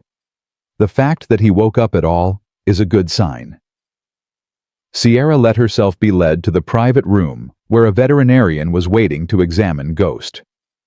The dog's injuries were extensive, but not life-threatening. Stitches, antibiotics, pain medication. He'd heal. They all would. Maybe. Sierra was dozing in the hospital bed, Ghost curled beside her despite the rules against it, when shouting erupted in the hallway. Her eyes snapped open. Ghost's head lifted ears forward. The door burst open. Catherine Walsh stood there, her face split in a fierce grin. We got him. Sierra, we got Victor Cade. Sierra sat up, heart pounding. You're sure? Positive. He was at the lodge exactly where Frank said he'd be. Tried to run, but we had the place surrounded. No shots fired, clean arrest. Catherine crossed the room and sat on the edge of the bed. It's over. He's in federal custody, and he's never getting out. What about the server, the insurance files? Seized. Every name, every transaction, every victim. The FBI's already started making arrests. Half of Victor's network is going down tonight. Catherine's expression softened. You're safe now. Really safe. Not just protected free. Sierra couldn't process it. She'd spent 4 months running, 2 years grieving her entire life, waiting for the next bad thing to happen. And now it was just over. I don't believe you, she whispered. I know. Trust takes time. But I'm telling you the truth. Victor Cade can't hurt you anymore. Can't hurt anyone anymore. Ghost licked Sierra's face as if confirming it. A knock on the door. Marcus entered, followed by Jade. Both looked exhausted but triumphant. There's our hero, Marcus said, smiling. The girl who took down Montana's most dangerous criminal. I didn't do anything. You survived. That's everything. He pulled up a chair. Sierra, we need to talk about what happens next. Her stomach clenched. Foster care. No. Not unless you want it. Marcus glanced at Catherine. We've been talking. Logan Pierce is awake and recovering. He's already filed emergency paperwork to become your temporary guardian. Sierra's breath caught. What? He wants to take care of you. Officially. Give you a home, stability, everything you need. Marcus leaned forward. But it's complicated. Logan's got a dishonorable discharge, no steady income, and a history of PTSD. The court's going to fight it. So it won't happen. Not if we don't fight back. Jade spoke up. But if you want this, if you want Logan to be your guardian, we'll fight. Character witnesses testimony about how he saved your life multiple times, everything. Why would you do that? Because you deserve better than the system gave you, Catherine said simply. And because Logan Pierce is a good man who's been lost for 8 years. You brought him back to life. That means something. Sierra looked at Ghost, who was watching her with those knowing eyes. The dog had chosen her months ago. Logan had chosen her too. And now she had to choose whether to risk trusting them. What if it doesn't work? She asked quietly. What if the judge says no, and they send me back to foster care? Then we appeal, and we keep fighting until they say yes. Marcus's voice was firm. Sierra, you saved our lives. Now let us save yours. She thought about Logan holding her shoulder in the snow, telling her broken didn't mean worthless. She thought about the way he'd looked at her in that cabin, seeing not a burden, but a chance at redemption. Okay, she whispered. I want to stay with Logan. Marcus smiled. Then that's what we'll make happen. The custody hearing was scheduled for 2 weeks later. Sierra spent that time in a temporary foster placement, a kind older woman named Mrs. Rodriguez, who had 3 other foster kids, and a strict no-abuse policy enforced by Sheriff Walsh's regular check-ins. It wasn't home. But it wasn't hell either. That was progress. Logan was released from the hospital after 10 days. His frostbite was severe. He'd lost 2 fingers on his left hand, but he was alive. And he was fighting. The day before the hearing, he came to visit Sierra. He looked older, more tired, but his eyes were clear. You sure about this? He asked, sitting across from her in Mrs. Rodriguez's living room. Once we go in front of that judge, there's no backing out. You'll be stuck with a grumpy ex-soldier who talks to himself and has nightmares. I have nightmares too, Sierra said. And I talk to Ghost all the time. We'll fit right in. Logan laughed, then winced. His ribs were still healing. Fair point. Are you sure? Sierra asked. About me, I'm not easy. I don't trust people. I have panic attacks. I run when I'm scared. So do I. Looks like we're both disasters. He reached out, ruffling her hair gently. But maybe 2 disasters make something stable. Worth trying anyway. What if the judge says no? Then we try again. And again. Until they say yes, or I'm too old to stand. Logan's expression was serious. Sierra, I made you a promise in those woods. I don't break promises, even the hard ones. The hearing room was smaller than Sierra expected. Just a judge, a court reporter, a child services representative, and their little group. Logan, Sierra, Marcus, Jade, Catherine, and even Frank Russo testifying via video link from prison. The child services representative spoke first, laying out why Logan Pierce was an unsuitable guardian. The dishonorable discharge, the PTSD, the lack of steady employment, the isolated cabin with no support system. Your Honor, this child has been through significant trauma. She needs stability, structure, professional care, not an emotionally unstable veteran with no parenting experience. Logan's jaw tightened, but he said nothing. Then Marcus stood. Your Honor, I'm Detective Marcus Bennett, Cascade Ridge PD. Sierra Hawkins saved my life and the life of Officer Morrison.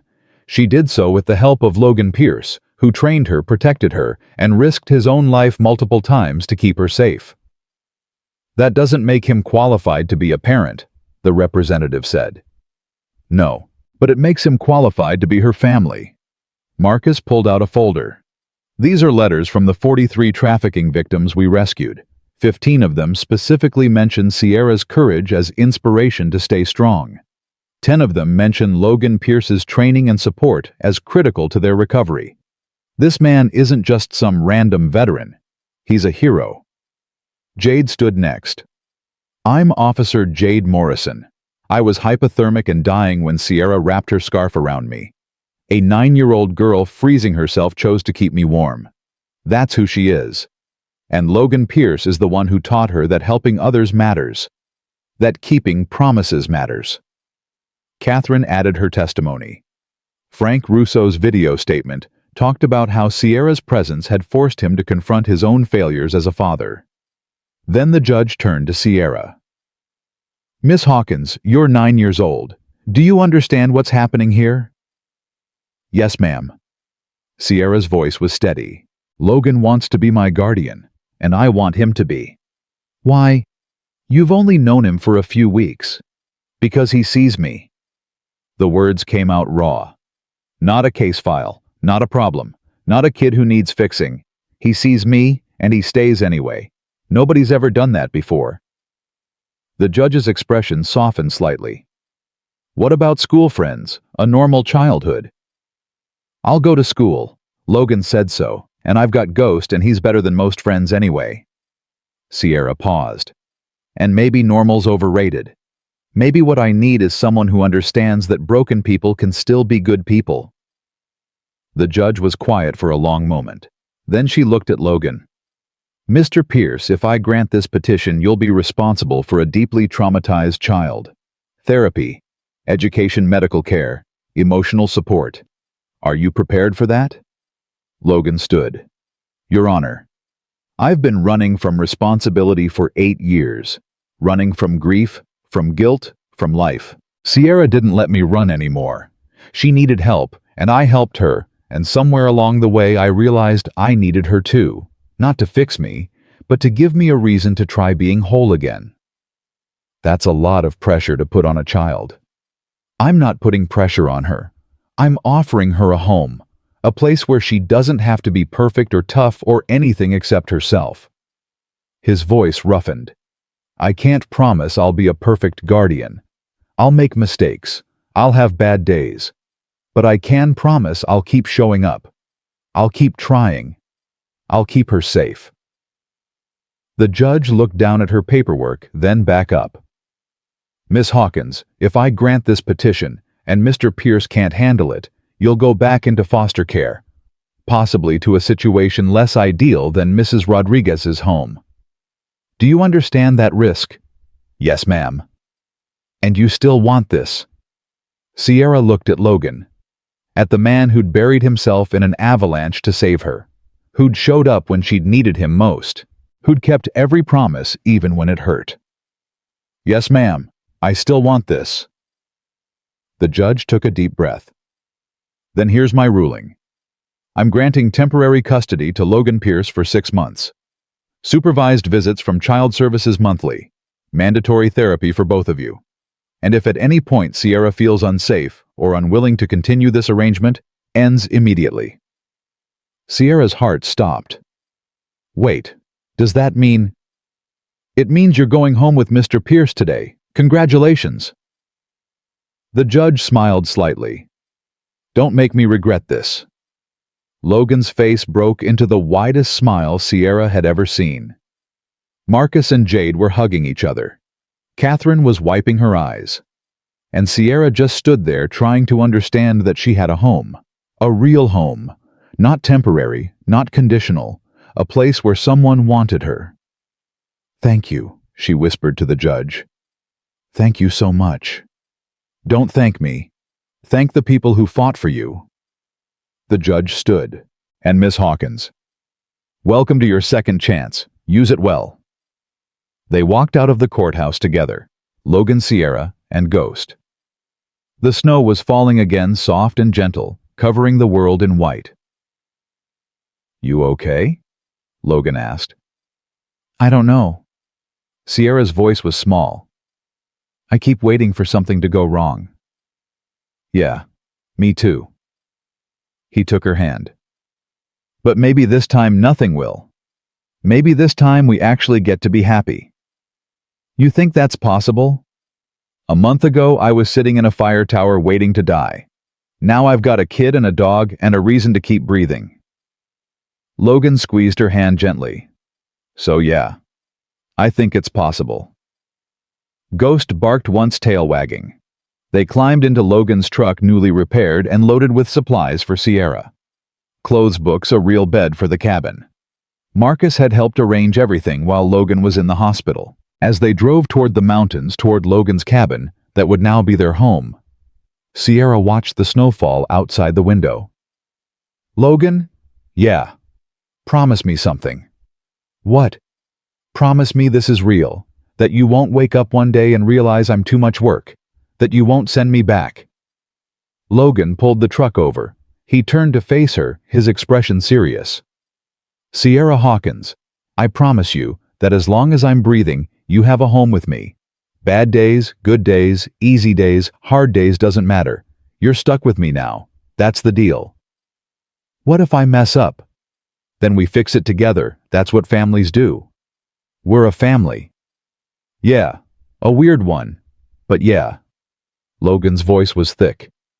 "You, me, and Ghost. That's our family now." Sierra launched herself across the seat, wrapping her arms around him. He held her carefully, mindful of his healing ribs, but he held her tight enough that she believed him. And for the first time in 2 years, since that night on Highway 93 when her parents' car had gone through the guardrail, Sierra let herself hope that maybe, just maybe, broken things really could be put back together. Not the same as before, but whole in a different way. Strong enough to survive another winter. Strong enough to see spring. The nightmares came on the third night in Logan's cabin. Sierra woke up screaming, her parents' faces dissolving into blood and broken glass, the sound of metal twisting filling her ears. Logan was there before she'd even finished screaming. He didn't turn on the light, didn't ask stupid questions, just sat on the edge of her bed and said, "I'm here, you're safe." Ghost jumped up beside her, pressing his warm body against her shaking form. "I saw them die again." Sierra gasped. "I see it every night, over and over." "I know. I see my team every night. My wife under the snow." Logan's voice was steady in the darkness. "But we're still breathing. That's what matters." "Does it ever stop?" "No, but it gets quieter, and you learn to live around it." He handed her a glass of water. "Drink, then try to sleep. I'll be right outside your door." "You don't have to." "I know, but I'm going to anyway." He kept that promise every night for 2 weeks, until Sierra finally slept through without screaming. The first month was hard. Sierra didn't know how to live in a house that felt safe. She hoarded food in her room until Logan gently explained they had enough that she didn't need to hide crackers in her pillowcase anymore. She flinched when he moved too fast. She tested him constantly, breaking rules to see if he'd send her away. He never did. "You spilled paint all over the porch," Logan said one morning, looking at the bright red mess. "I know, I'm sorry. I'll leave. You'll help me clean it up. Then we'll repaint the whole thing together. That's how this works." Sierra stared at him. "You're not mad. I'm annoyed. There's a difference. Mad would be if you hurt yourself or Ghost on purpose. Annoyed is just spilled paint." He handed her a brush. "Come on, let's fix it." They painted the porch blue. Sierra picked the color. It was the first choice anyone had let her make in 2 years. School started in September. Sierra was terrified. She'd missed so much, been gone so long. The other kids would ask questions she didn't know how to answer. Logan drove her to Cascade Ridge Elementary that first morning. His truck smelled like coffee and dog, familiar and comforting. "What if they don't like me?" Sierra asked, her hands twisting in her lap. "Then they're idiots, but they'll like you." Logan pulled into the parking lot. "And if anyone gives you trouble, you tell the teacher, or me. I'm very good at having uncomfortable conversations with parents who raise bullies." "Have you done that before?" "No, but I'm looking forward to it." He smiled. "You're brave, Sierra.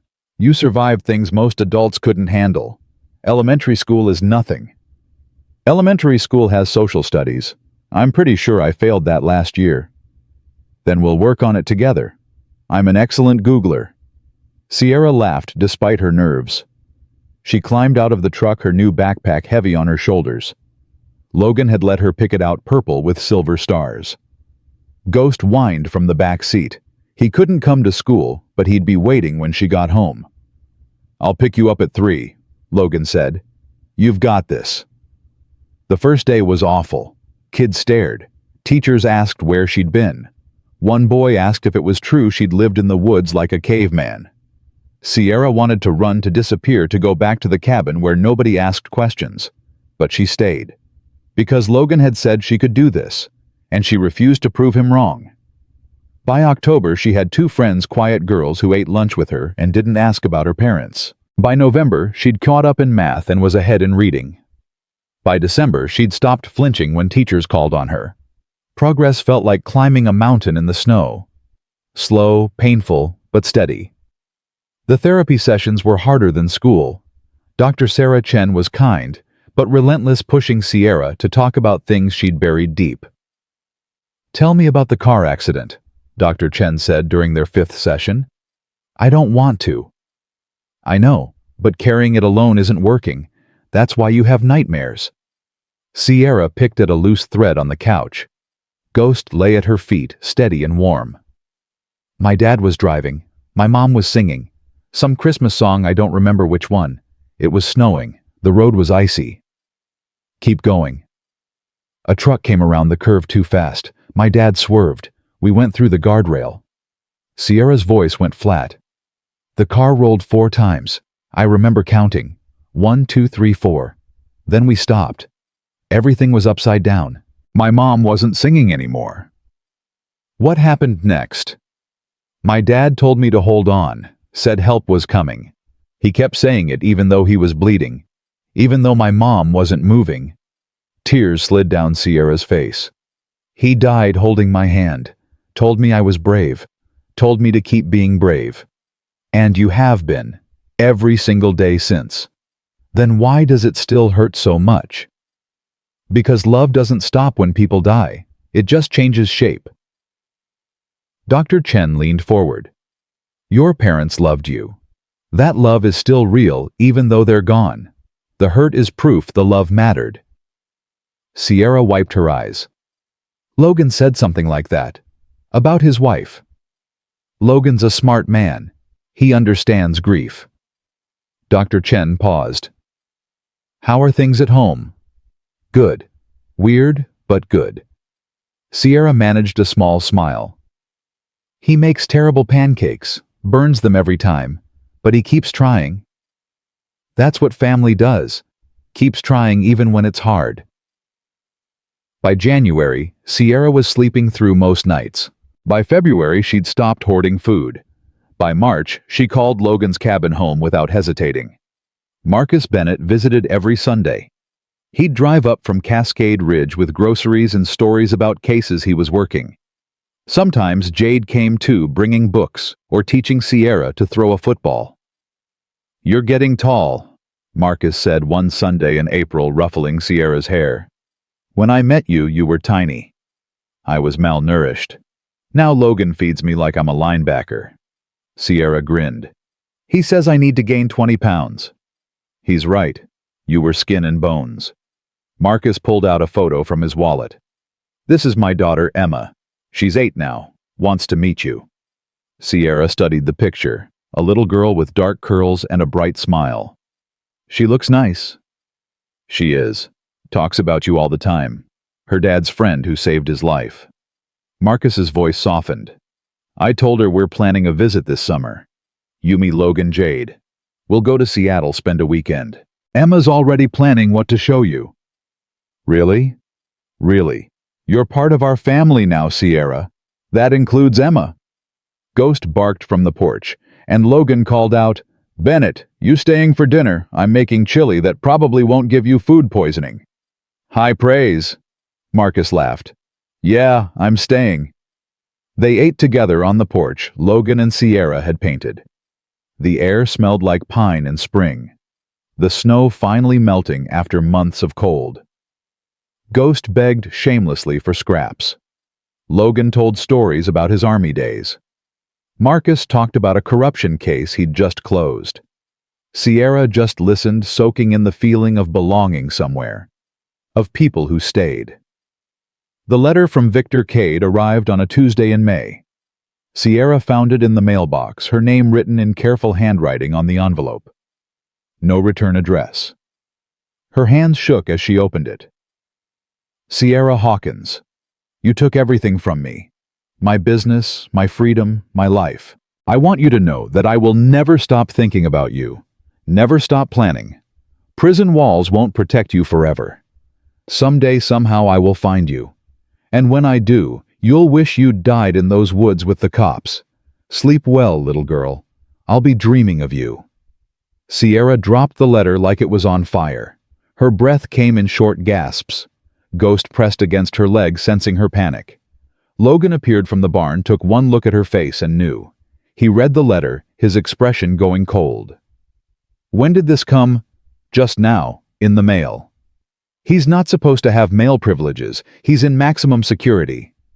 Logan pulled out his phone, dialing fast. Catherine, it's Pierce. We have a problem. Sheriff Walsh arrived 30 minutes later with 2 federal agents. They took the letter, dusted for prints, traced the postmark.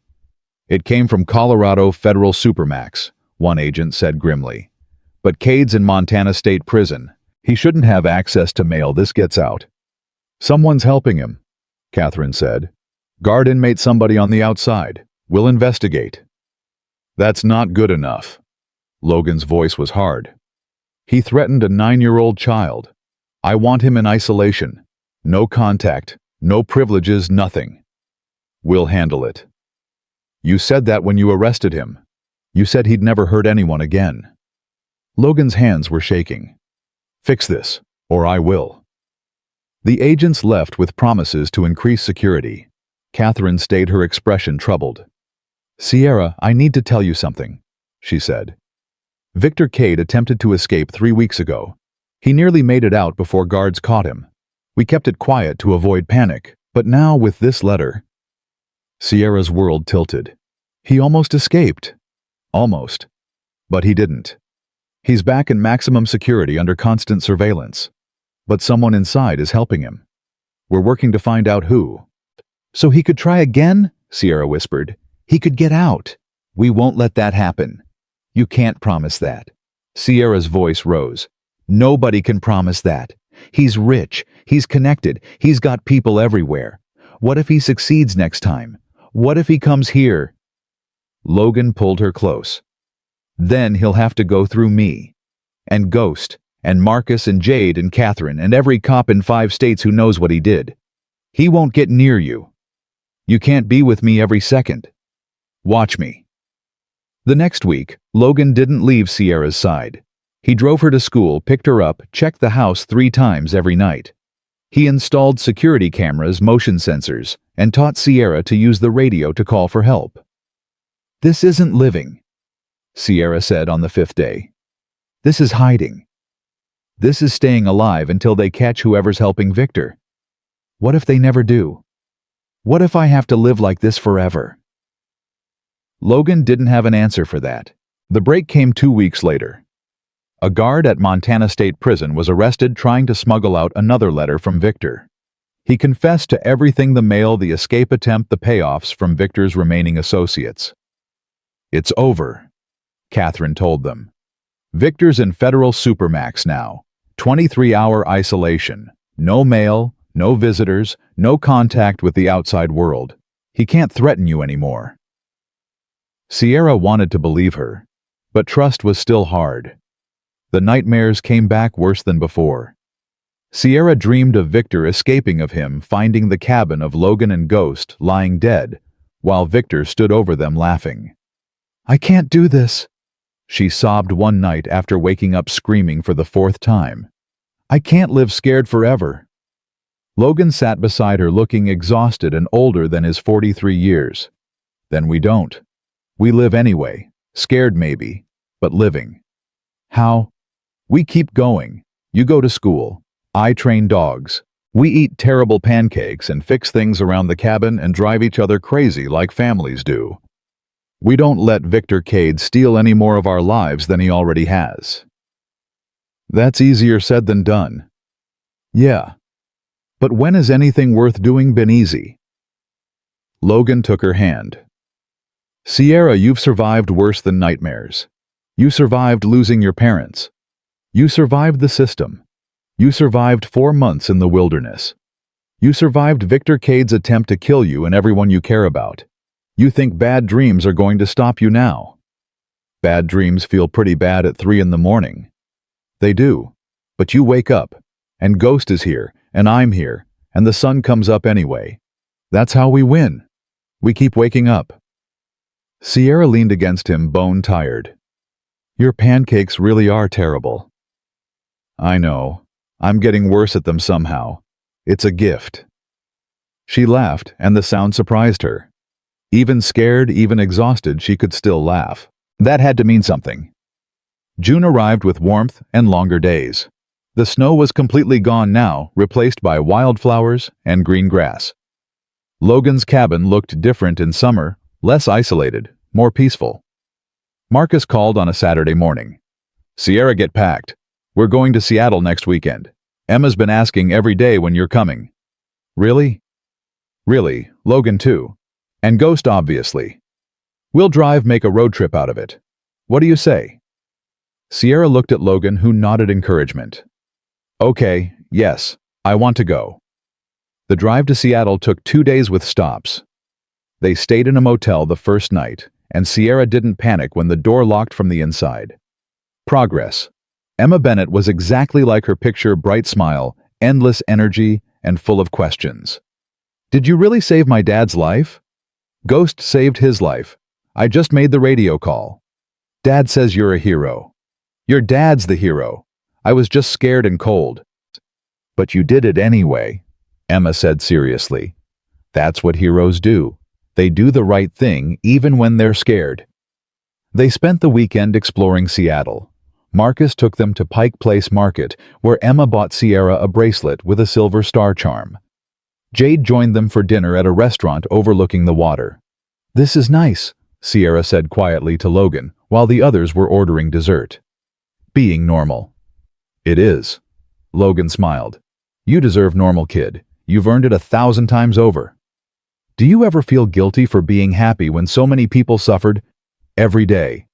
But I figure the best way to honor the people who didn't make it is to live well, to not waste the second chance we got. He paused. My wife used to say that grief and joy could exist at the same time. That remembering didn't mean we couldn't move forward. She sounds smart. She was. You would have liked her. Logan's voice was soft. She would have loved you. On the last day, Marcus took Sierra aside while they were walking through a park. I need to tell you something. Victor Cade's trial date is set. 3 months from now. Federal prosecutors want you to testify. Sierra's stomach dropped. In court? In front of him. Via closed-circuit video. You wouldn't be in the same room. But yes, they need your testimony about what you saw, what you heard, what those men said. What if I can't do it? Then you can't. Nobody will force you. Marcus sat on a bench, gesturing for her to join him. But Sierra, your testimony could put Victor away for life. Multiple life sentences. He'd never get out, never threaten anyone again. You'd be helping make sure he can't hurt anyone else. What about the 43 people from the warehouse? Can't they testify? They are. But you're different. You saved cops. You witnessed the attempted murders. Your story is the one that shows what Victor really is. A man who would kill police officers and hunt a 9-year-old child to protect his empire. Sierra watched Emma playing on the swings, laughing and carefree. That's what 9-year-olds should be. Not deciding whether to testify against monsters. Can I think about it? Of course. You've got time. Marcus's hand rested gently on her shoulder. Whatever you decide, we support you. No pressure. But there was pressure. Sierra felt it every time she thought about Victor in that prison, planning and waiting. Every time she remembered his letter. Every time she had nightmares. She made her decision 2 weeks later, sitting with Logan and Ghost on the porch as the sun set. I want to testify, she said. I want to make sure Victor never gets out. Logan looked at her steadily. You're sure it'll be hard? His lawyers will ask tough questions. They'll try to make you doubt yourself. I'm sure. Those people in the warehouse, they were trapped because Victor thought he could do whatever he wanted, that nobody could stop him. But we did stop him. And I'm not going to let him get away with it because I'm too scared to talk. Then we'll prepare you. Dr. Chen will help. Marcus will prep you on what to expect. And I'll be right there the whole time. You won't be alone. Promise. Promise. The trial preparation was intense. Prosecutors explained what Victor's lawyers would ask, how they'd try to discredit her age, her homelessness, her trauma. They practiced questions until Sierra could answer without crying. Why didn't you call for help sooner? Because I was 9 years old and terrified. How can we trust the memory of a traumatized child? Because I know what I saw. I know what those men said.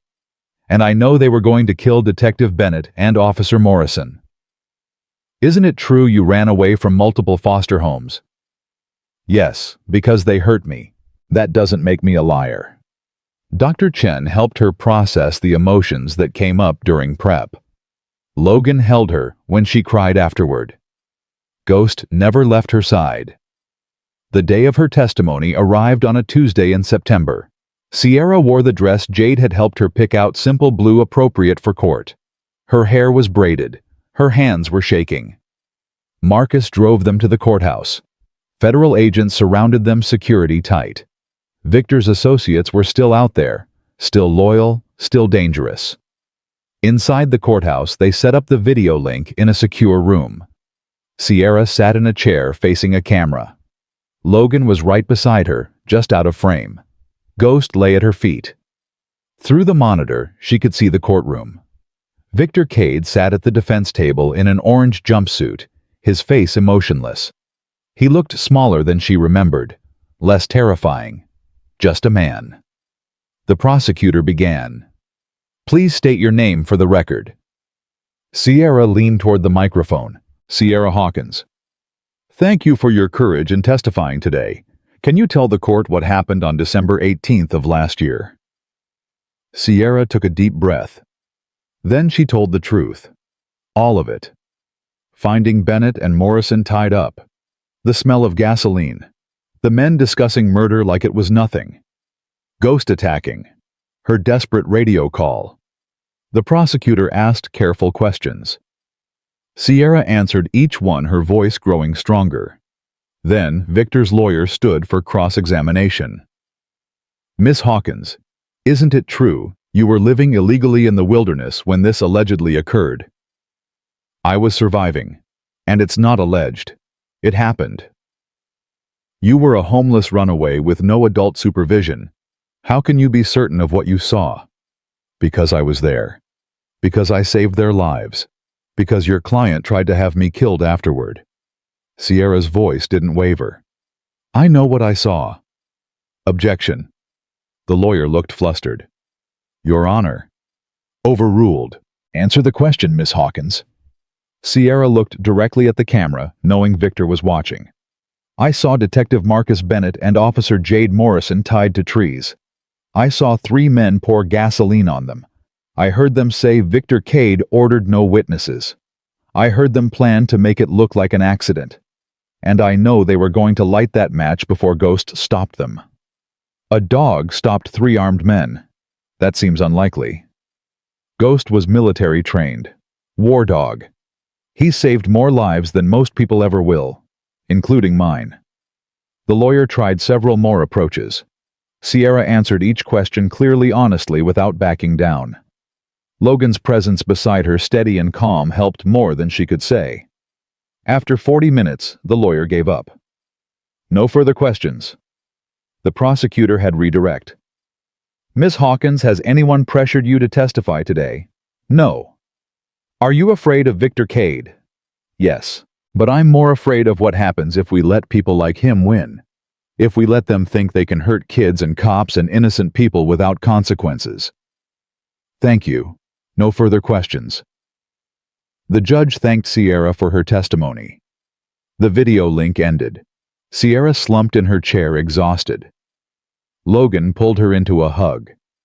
You did it. You were incredible. I was terrified. But you did it anyway. That's the definition of courage. Marcus appeared in the doorway. The prosecutor said your testimony was exactly what they needed. Combined with the other evidence, Victor's facing 6 life sentences. He'll never see the outside of a prison again. Good. Sierra's voice was fierce. That's what he deserves. The verdict came 3 days later. Guilty on all counts. Victor Cade was sentenced to life imprisonment without possibility of parole, 6 consecutive sentences. He'd die in prison. Sierra watched the news coverage with Logan Ghost's head on her lap. When they announced the verdict, she started crying. Not from fear this time, from relief. It's really over, she whispered. He can't hurt anyone anymore. It's really over, Logan confirmed. You're safe. We all are. That night, Sierra slept through without nightmares for the first time in months. October brought Sierra's 10th birthday. Logan planned a party, the first real birthday she'd had since her parents died. He invited Marcus, Jade, Catherine, Dr. Chen, even Emma Bennett and her mother. They gathered at the cabin with cake and presents and terrible decorations Logan had attempted to hang. Ghost wore a party hat that he tolerated with dignity. Make a wish, Logan said when they brought out the cake. Sierra closed her eyes. She thought about her parents, about what they'd want for her. Then she opened her eyes and blew out the candles. What did you wish for? Emma asked. Can't tell. It won't come true. But she'd wished for this to last, for the people around this table to stay, for her family, this strange, imperfect, wonderful family, to survive whatever came next. Later, after everyone had left, except Marcus, Sierra found herself on the porch with him. The night was cool, stars bright overhead. Marcus, can I ask you something? Anything. Do you think my parents would be proud of me after everything I did, everything that happened? Marcus was quiet for a moment. Then, Sierra, your parents died protecting you, keeping you safe. I think they'd be proud that you survived, that you fought, that you saved lives and helped catch monsters and kept being brave even when the world gave you every reason to quit. I miss them so much. I know, and you'll always miss them. But they gave you something nobody can take away. They taught you that love matters, that protecting people matters, that doing the right thing matters even when it's hard. He smiled. You honored them by becoming exactly the kind of person they raised you to be. Sierra wiped her eyes. Thank you. For what? For keeping your promise. You said you'd find me. You did. And you kept me safe. We kept each other safe. That's what family does. November brought the first snow of the season. Sierra and Logan spent it winterizing the cabin stocking supplies, preparing for the cold months ahead. But this year was different. This year Sierra wasn't afraid of winter. She had a warm home food in the cabinets and people who cared if she was breathing. One afternoon, Logan found her writing a letter at the kitchen table. What's that bit? Letter to my parents. Dr. Chen said it might help. Want to be alone? No. You can stay. Sierra continued writing, her handwriting careful and clear. When she finished, she read it aloud. Dear Mom and Dad, I'm 10 years old now. I know you didn't get to see me turn 10, but I think you'd like who I'm becoming. I'm living with a man named Logan Pierce. He's grumpy and makes terrible pancakes, and he saved my life about 100 times. He has nightmares too, but we help each other through them. I have a dog named Ghost. He's a war hero and my best friend. I'm going to school again. I have friends. I'm not scared all the time anymore. I testified against a really bad man and helped put him in prison. I think you'd be proud of that. I miss you every single day. Some days hurt more than others. But I'm okay now. Really okay. Not just surviving, actually living. I hope wherever you are, you know that I'm safe. That I found people who keep their promises. That your daughter turned out brave just like Dad said. I love you. I'll always love you. But I'm ready to keep going now. Love, Sierra. Logan's eyes were wet when she finished. That's beautiful, kid. Will you come with me tomorrow? To their grave. I want to leave it there. Of course. We'll all go. You, me, and Ghost. They visited the cemetery the next day. Sierra's parents were buried side by side under a simple headstone. Sierra hadn't been here since the funeral 2 years ago. She placed the letter on her mother's grave, weighted down with a smooth stone. Then, she just stood there, Logan's hand on her shoulder, Ghost pressed against her leg. I'm okay, she whispered to the graves. I promise I'm okay. The wind rustled through the trees, carrying the scent of pine and snow. Sierra liked to think it was her parents answering, telling her they understood. On the drive home, Logan spoke carefully. I've been thinking about something. Would you want to help me with something? What? I'm starting to train rescue dogs again. Working with the county search and rescue team. Teaching new handlers, rehabilitating dogs from shelters and military programs. He glanced at her. I thought maybe you'd want to help. You're good with Ghost. You understand what it's like to need saving. You'd be a natural. Sierra's heart lifted. Really? You'd let me? Let you, kid, I need you. These dogs respond to you better than anyone I've seen. You've got a gift. He smiled. Plus, someone needs to keep me from messing it up. Might as well be you. Yes. Yes, I want to help.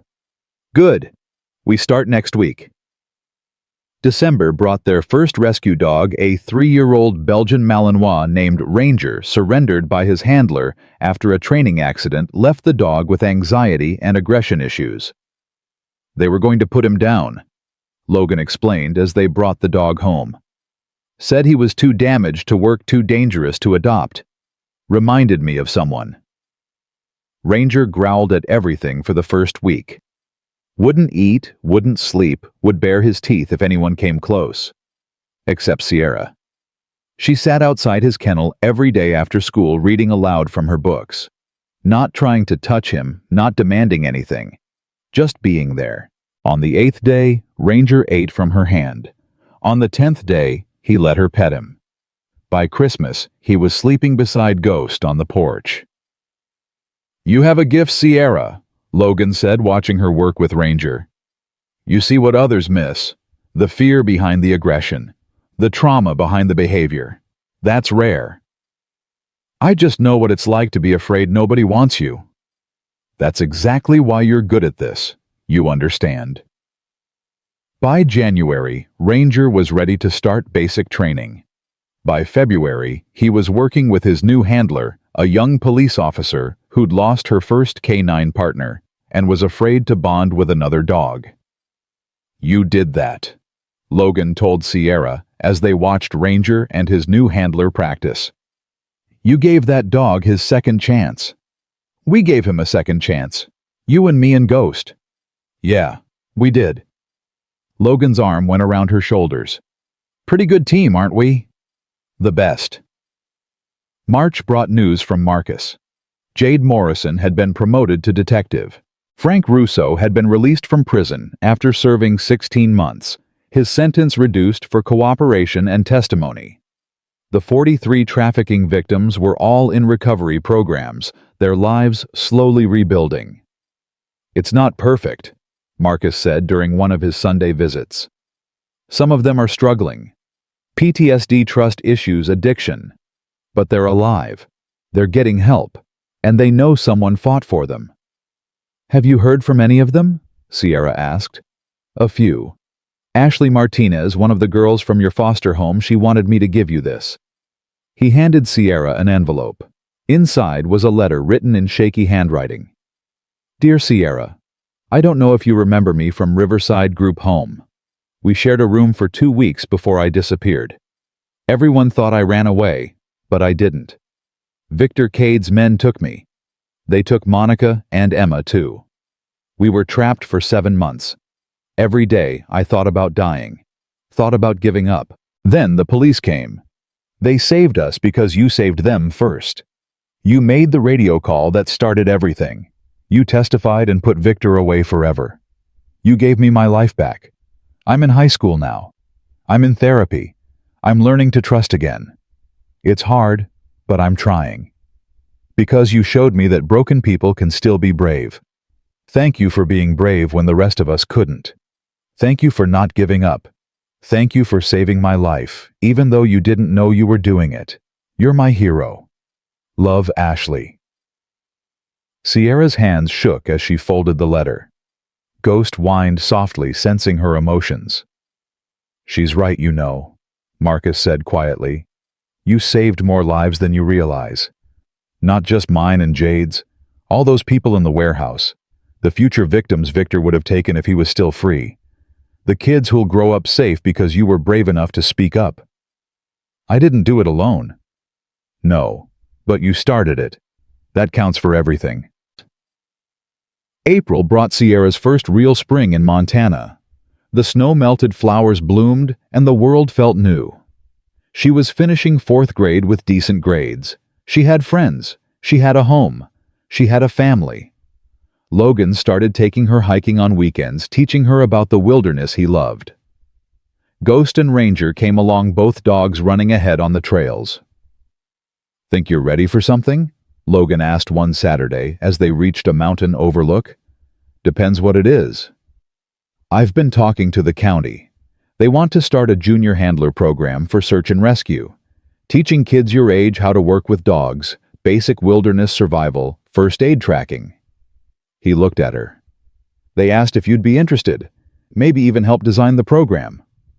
Sierra's eyes went wide. Really? Really? You've got the experience.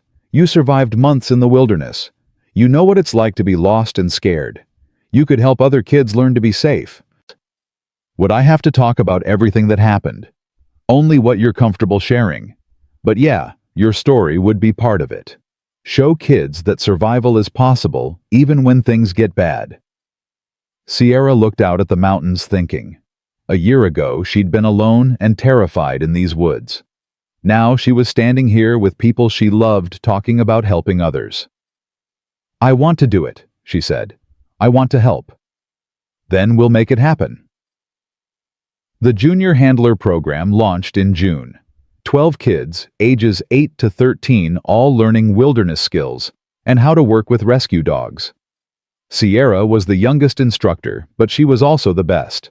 She taught them how to read animal tracks, how to build emergency shelters, how to signal for help. She taught them that being scared was okay, that asking for help was brave, that survival sometimes meant doing things you never thought you could do. And she told them her story. Not all of it, some parts were still too raw. But enough. Enough to show them that bad things happen, but they don't have to define you forever. One afternoon in July, Logan found Sierra sitting on the porch with Ghost and Ranger, both dogs sprawled at her feet. She was reading a book for school, her face peaceful in the afternoon sun. You look happy, he said, sitting beside her. I am happy. She set down the book. Is that weird? After everything that happened, being happy feels strange. It's not weird. It's healing. Logan was quiet for a moment. You know, when I found you in that cabin 9 months ago, I didn't think either of us would make it. I thought I was too broken, you were too scared, and the world was too cruel. What changed your mind? You did. Every day you got up and kept trying. Even when you were terrified. Even when you didn't trust anyone. You kept showing up. That taught me something, that broken doesn't mean finished. That trauma doesn't mean we can't heal. That sometimes the best families are the ones we build from pieces. Sierra leaned against him. You saved my life, Logan. No, kid. We saved each other's. August brought a letter from the county courthouse. Logan opened it, read it twice, then handed it to Sierra with shaking hands. What is it? Permanent custody approval. No more temporary. You're officially mine, or I'm officially yours, however that works. Sierra stared at the document. Permanent like forever permanent. Like forever permanent. Unless you decide you want something different, but even then I'm not going anywhere. You're stuck with me. She launched herself at him, hugging so hard he stumbled back. "We're a real family now, official and everything." "We were always real, but yeah, now it's official." He hugged her back just as fiercely. "Happy? So happy I might explode." "Please don't. I just cleaned the porch." May. They celebrated that night with takeout and a terrible movie Ghost kept barking at. It was perfect. September brought Sierra's first day of 5th grade. She wasn't nervous this time. She knew what to expect. She had friends waiting. She had a home to come back to. Marcus called that afternoon with news. "Sierra, the county wants to honor you. Official ceremony medal for civilian bravery. They're calling it the Sierra Hawkins Award. Future recipients will be kids who show extraordinary courage in crisis situations. They're naming an award after me." "They are. Ceremony's next month. You'd have to make a speech, but nothing long. Just a few words about courage and helping others." "I'll do it." Yeah. If my story helps someone else be brave, it's worth it." The ceremony was held on a crisp October afternoon at the county courthouse.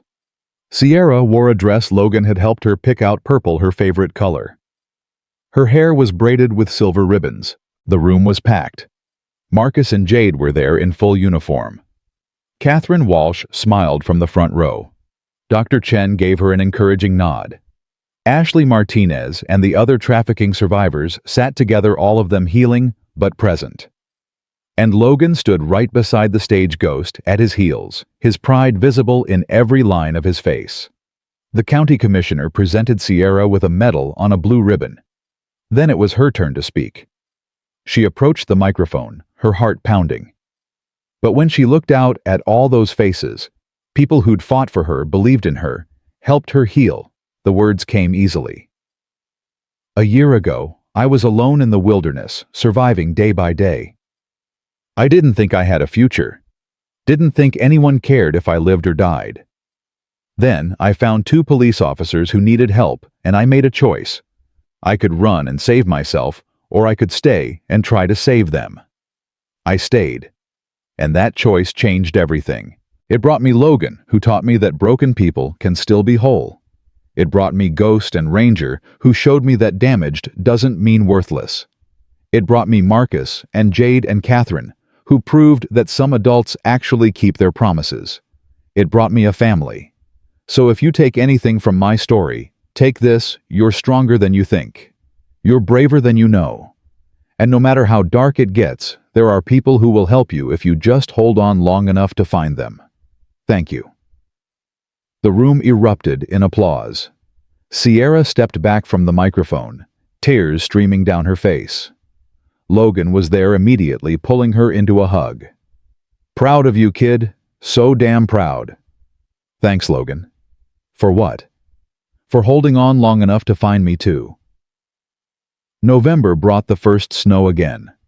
Sierra watched it fall from the safety of the cabin, Ghost's head on her lap, Ranger snoring by the fire. Logan was in the kitchen making hot chocolate. "Hey, Logan," she called. "Can I ask you something?" "Shoot." "What would you think about getting another dog? There's a shepherd at the shelter, former police K9, injured in the line of duty. They're going to put him down next week if nobody takes him." Logan appeared in the doorway, 2 mugs of hot chocolate in his hands. He was smiling. "I think that's a great idea. We'll go tomorrow." "Really? Really? There's always room for one more broken soul around here." He handed her the mug. "That's what we do, isn't it? Give second chances to the ones nobody else wants." "Yeah," Sierra smiled. "That's exactly what we do." The new dog arrived 3 days later, a German shepherd named Maverick, with a torn ACL and a handler who died in a car accident. He was aggressive and terrified, and didn't trust anyone. But Sierra sat with him every day, just like she'd done with Ranger. And slowly, day by day, Maverick learned to trust again. By Christmas, they had 3 rescue dogs. By spring, they'd have 5. By the following year, Logan and Sierra's rehabilitation program would be known across 3 states as the best in the region.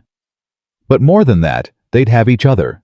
A family built from survivors who refused to give up, who kept showing up even when it hurt, who proved every single day that broken things could heal if given enough love and patience and time. Sierra turned 11 in that cabin in the mountains. She finished 5th grade with honors. She helped train a dozen rescue dogs. She taught wilderness survival to 50 kids. She learned that nightmares fade, but memories stay, and that was okay. That grief and joy could exist together. That family wasn't about blood, it was about choice. And every night before she went to sleep, she'd whisper the same thing to the darkness. Thank you. For Logan, and Ghost, and Marcus, and Jade, and Catherine, and everyone who didn't give up on me. Thank you for second chances. Thank you for letting me survive long enough to finally live. 1 year, 2 months, and 17 days after Sierra Hawkins made a radio call that saved 2 police officers. She stood on her porch watching the sunset with Logan Pierce beside her and 3 rescue dogs at her feet. You ever regret it? She asked. Taking me in? Logan laughed. Every time you leave wet towels on the bathroom floor, but no kid, never for a second. Good, because you're stuck with me. Best thing I ever got stuck with. The sun dipped below the mountains, painting the snow in shades of orange and gold. Tomorrow would bring new challenges, new rescues, new chances to prove that survival was just the beginning.